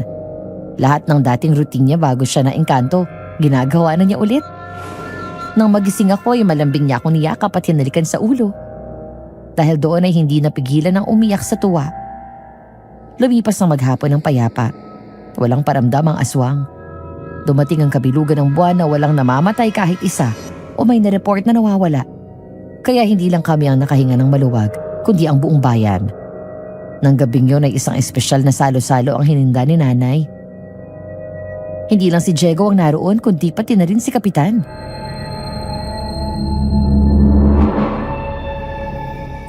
Pare, maraming salamat sa lahat. Ginawa ko lang ang tungkulin ko. Tsaka, yun lang naman ang nagawa ko. Si Diego ang halos itaya ang buhay sa pakikipaglaban sa aswang. Walang anuman ho yun. Trabaho ko po yun bilang manunugis. Lalo na po at hindi na kayo iba sa akin. Napakalaki ng utang na loob ko sa inyo. Ang isipin mo, pare, ay nasa maayos ka ng lagay. Kaya sa susunod, huwag kang basta sumusuot kung saan-saan. Tatandaan ko na yan. Pare, maraming salamat ulit. Hindi ko makakalimutan ito. Ay, huwag niyo nang isipin yan. O siya, at ako'y mauuna na. Maraming salamat sa masarap na hapunan at pabaon. Ibigay mo kay Mare ha. Dinagdagan ko na para sa mga bata. Ay sige, aalis na ako.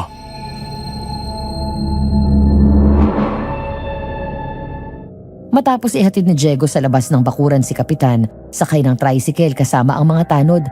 Nagpaalam na rin na matutulog si Kuya dahil maaga pa itong magde-deliver ng mga inani namin na gulay. Ako naman ay abala sa paghuhugas ng pinggan. Nang makabalik si Diego ay tinulungan niya ako. Hanggang sa biglang patugtugin ang paboritong kanta ng mga magulang ko, ang Moon River.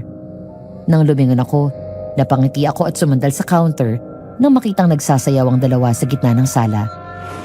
Nakatingin sa isa't isa na punong-puno ng pagmamahal.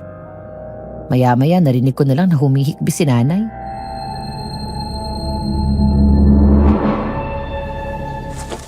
Natakot ako, mahal. Ang akala ko hindi ka na babalik sa akin. Maaari ba naman yun? Hindi kita kayang iwan. Alam mo naman yun, hindi ba? Babalik at babalik pa rin ako sa'yo. Saka may pangako tayong dalawa na sabay tayong mamamatay. Ikaw kasi, huwag ka nang habol ng habol sa mga pusa. Oh, sige. Ibang pusa na lang hahabulin ko. Yung iyon na lang. Eli, bumalik ka na nga at yung pagkapilyo mo. Mahal, Mm. nasabi ko na ba sa'yo na mahal kita. At ikaw ang pinakamagandang babae para sa akin. Palagi, mahal.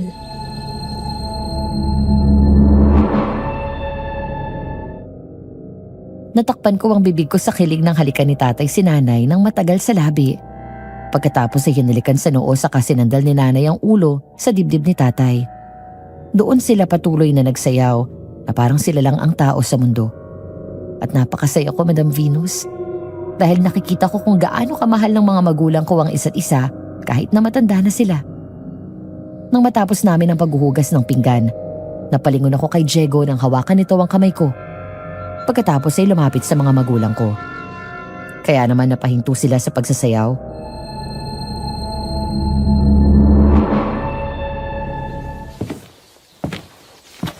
Oh, Diego. May sasabihin ka. Mang Eliseo, una po, gusto ko po sanang humingi sa inyo ng paumanin.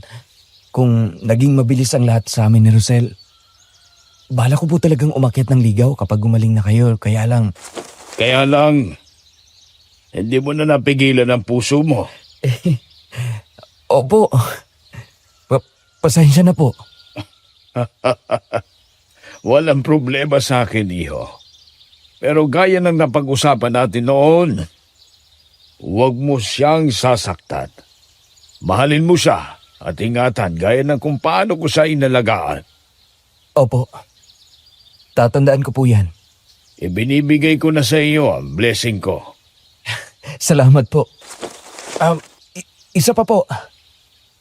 Ipagpapaalam ko po sana si Rosel. Sa katapusan po ay uuwi ako sa amin para dumalaw. Gusto ko po sana siyang isama para maipakilala ko sa pamilya ko. Sige, umapayag ako. Thank you, Tay. Sobrang saya ko. Wala na ako mahihiling pa. Ang gusto ko lang ay yung makita kang masaya, anak. O siya, iwan ko na kayo. Patutulog na kami ng nanay mo. Sige po. Huwag kayo masyadong magpuyat, ha? Opo.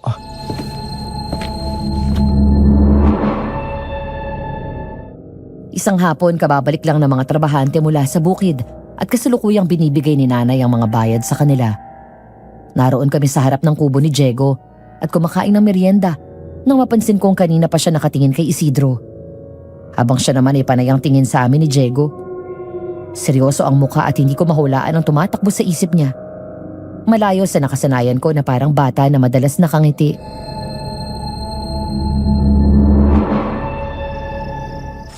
Bakit ka nakatingin kay Isidro? Wala. Kinikilala ko lang siya ng mabuti. Hindi lang magandang kutob ko sa kanya. Sa una pa lang. Mabait si Isidro. Hindi ba sinabi ko na yan sa'yo?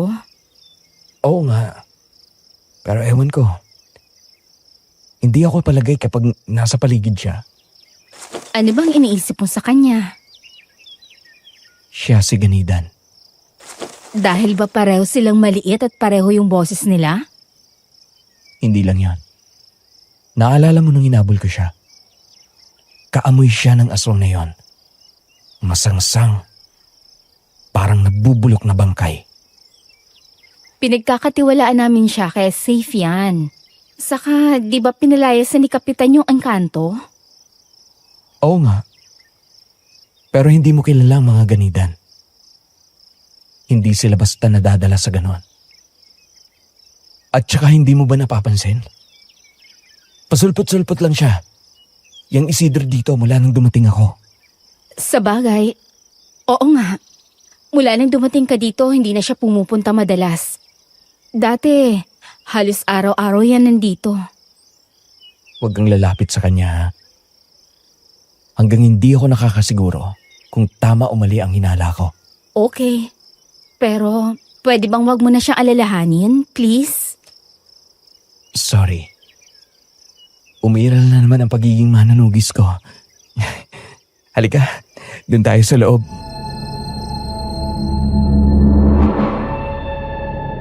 Papasok na lang kami sa kubo nang bigla kaming lumingon matapos sumigaw si Isidro. Lalong napakunot noo si Diego nang makita si Dagem na nilapitan si Isidro. Galit na galit at umaangil habang nagtatayuan ang mga balahibo nito sa likod. Ayon kay Diego, 2 dahilan lang kapag kumikilos ng ganun si Dagem. Kapag may nakitang ibang pusa o pangalawa, kapag aswang ang kaharap niya.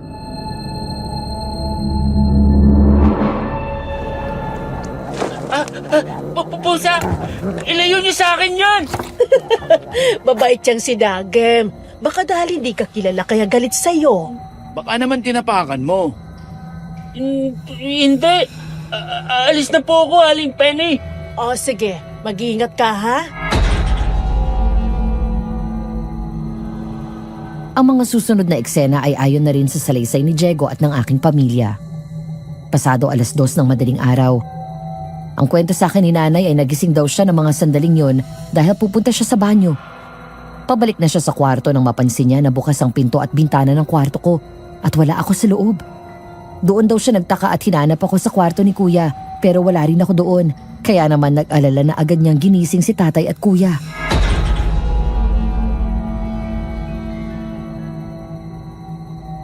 Ellie, gising! Victor! Si Rosal nawawala! Ano? Baka naman na kay Diego. Ay, sandali. At titignan ko. Nagmamadali silang lumabas at pumunta sa kubo ni Diego. Kakakatok pa lang daw nila nang biglang bumukas ang pinto at bumungad sa kanila ang mukha nitong nag-aalala. Bagong gising at takot na takot. Nagtaka sila nang makitang may hawak itong mga armas. Mang Eliseo, nasaan si Rosel? Yun nga sanang itatanong ko sa'yo eh. Wala siya sa kwarto niya. Wala din po siya dito. Bigla akong naalimpungatan dahil sa isang panaginip. Nakita ko si Rosel na kasama si Ganidan. Kapag nananaginip ako ng ganon, ibig sabihin ay may nakaambang panganib. Diyos ko, Ellie! Nasaan ang anak natin? Dagem, nakita mo ba si Rosel? Ituro mo sa akin kung nasaan siya. Biglang tumakbo si Dagem palabas ng bakuran. Tumakbo sila Diego kasama si tatay. Pati na rin si kuya at sinundan ng pusa. Hanggang sa hindi nagtagal ay nakita daw nila ako. Naglalakad sa gilid ng kalye. Nakasuot ng pantulog ko na kulay puting kamison at nakayapak. Sa di kalayuan ay nakasalubong ito ni Bonnie. Nagtataka na tinignan daw ako ng malapitan sa mukha ng babae habang kinakaway-kaway ang kamay sa harap ko. Rosel! Rosel, anak!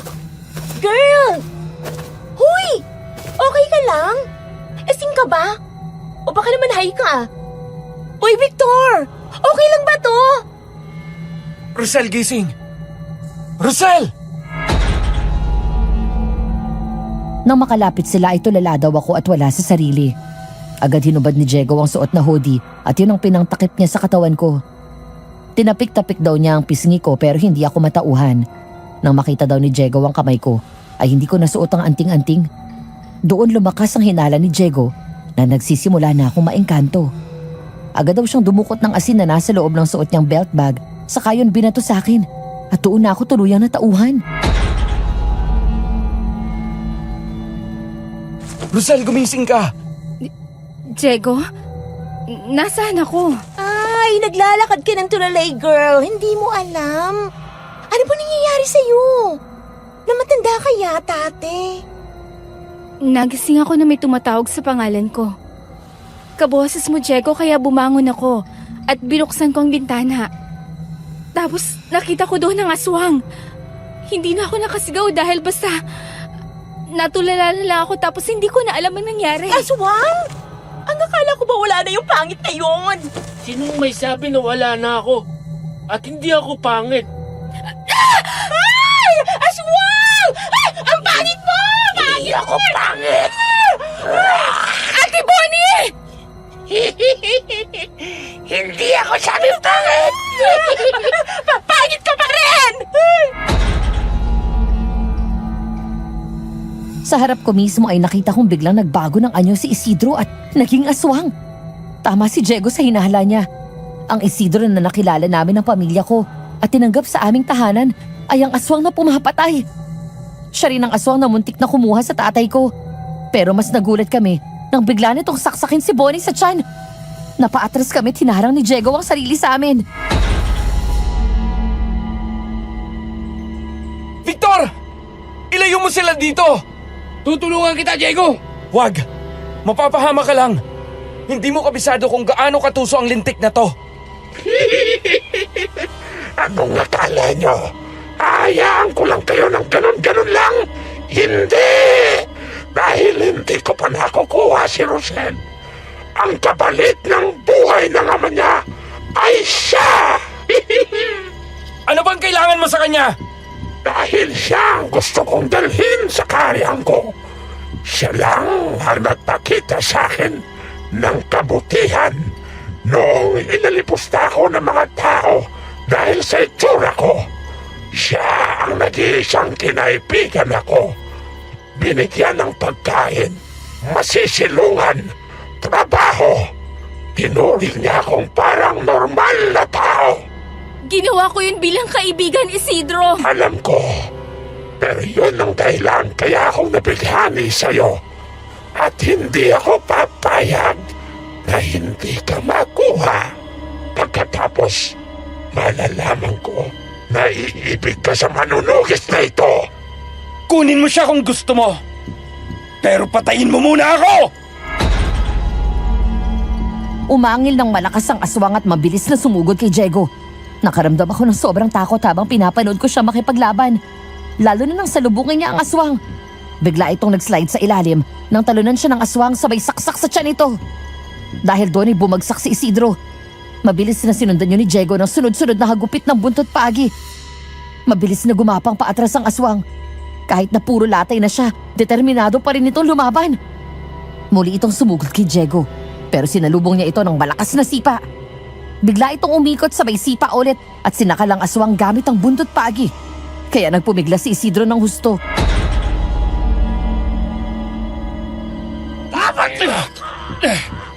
Hindi ko hayaan na abutan ka pa ng sikat ng araw na humihinga! Hindi mo kaya, Diego, dahil hanggang yabang ka lang. Ah, talaga? Kesa naman sa'yo na nagtatapag-tapangan. Pero ang totoo, takot ka sa akin. Si Rosel lang ang kailangan ko. Kapag binigay mo siya sa akin, bibigyan kita ng kayamanan. Iyon na yung kayamanan na yan! Pero hindi ko ibibigay sa'yo si Rosel! Sinira mo lahat ng plano ko! Papatayin kita! Sa kakapiglas ni Isidro ay nagawa nitong kumawala kay Diego. Pagkatapos ay nilundag na naman niya at nagawa nitong sakalin siya ng mahigpit.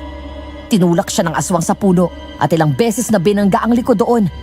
Sinubukan kong lumapit pero hindi ako hinayaan nila kuya. Puno ako ng takot dahil parang hinahayaan lang ni Diego na saktan siya nito. Hanggang sa nagulat si Isidro na bigla siyang talunan ni Dagem at galit na inangilan sabay kalmot ng mukha nito sabay lundag ulit pababa.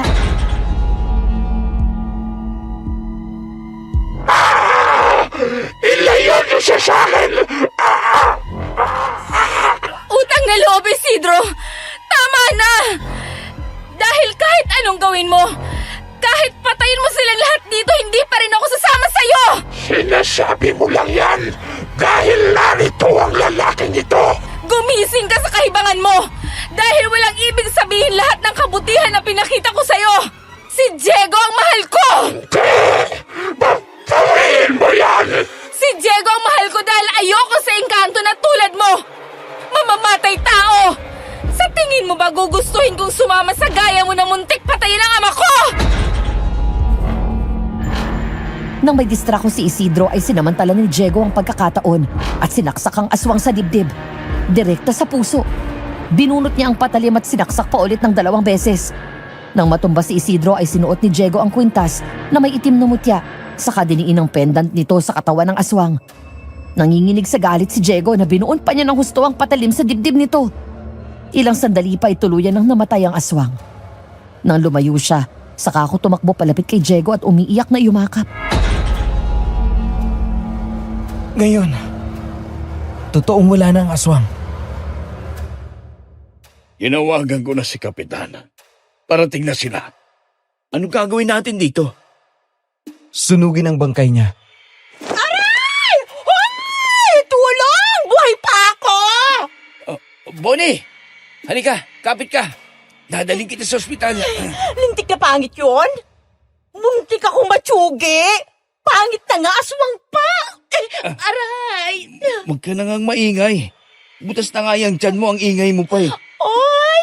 Pogi ka pala. Matapos masiguro na nakalagay na sa loob ang mga gamit na dadalhin ko, ay sinarado ko ang zipper ng bag. Bukas na ang alis namin ni Diego pa uwi sa kanila. Pinaalam na niya ang tungkol sa akin at excited ang kanyang pamilya na makilala ako. Sa kabila nito ay hindi ko pa rin maiwasan ang kabahan. Hindi ko alam kung paano ko ipepresenta ang sarili ko sa harapan nila. Ngunit agad kong tinaboy yun sa isip ko at huminga ng malalim. Matapos yun ay pinuntahan ko si Diego sa kubo niya. Ano? Nakahanda ng gamit mo? Tapos na. Pero sa tingin mo ba, magugustuhan nila ako para sa'yo? Walang duda. Mabait ang mga magulang ko. Pati ang mga kapatid ko. Kaya wala kang dapat na ipag-alala. Ay, Diego, hindi ko alam kung paano mo ako napaibig ng ganito. Yung power ni Junjun. Loko ka talaga. Para kang si tatay masyadong pilyo. Kaya kayo magkasundo eh. Aminin mo na kasi. Nakita mo si Junjun nung araw na yun, di ba? Hindi nga. Umamin ka na. Kapiraso lang. Isusumbong kita sa tatay mo. Binobusohan mo ako. Pati nung unang araw ko dito, akala mo hindi ko alam na pinapanood mo akong magsibak ng kahoy. Pero ang totoo, nakatingin ka sa katawan ko. Hoy, napaka mo. Totoo naman eh. Sinabi kaya ni Bayon sa akin. Silip lang naman. Ang yummy mo kaya tingnan. Ah, yummy pala ha. Ay, Diego! Huwag mo ako hawakan dyan. Nakikiliti ako. Eto naman, niyakap lang. Uy, tingnan mo sila tatay oh. Mahal, halika dito sa kwarto, dali. Habang wala ang mga bata. Ay, ano ba naman tong matandang to? Napakahilig. Sus naman, kunwari ka pa pero gusto mo naman na kinikiliti kita. Dali na. Ay, nandyan lang sa kabila si Rosel. Mamaya pa yun uuwi. May sariling mundong dalawang yun eh. Kaya halika na dito, mahal. Nandyan ako. Meow. Napailing na lang ako habang natatawa nang magsarado ng bintana at pinto si tatay pagkatapos pumasok sa kwarto nila ni nanay.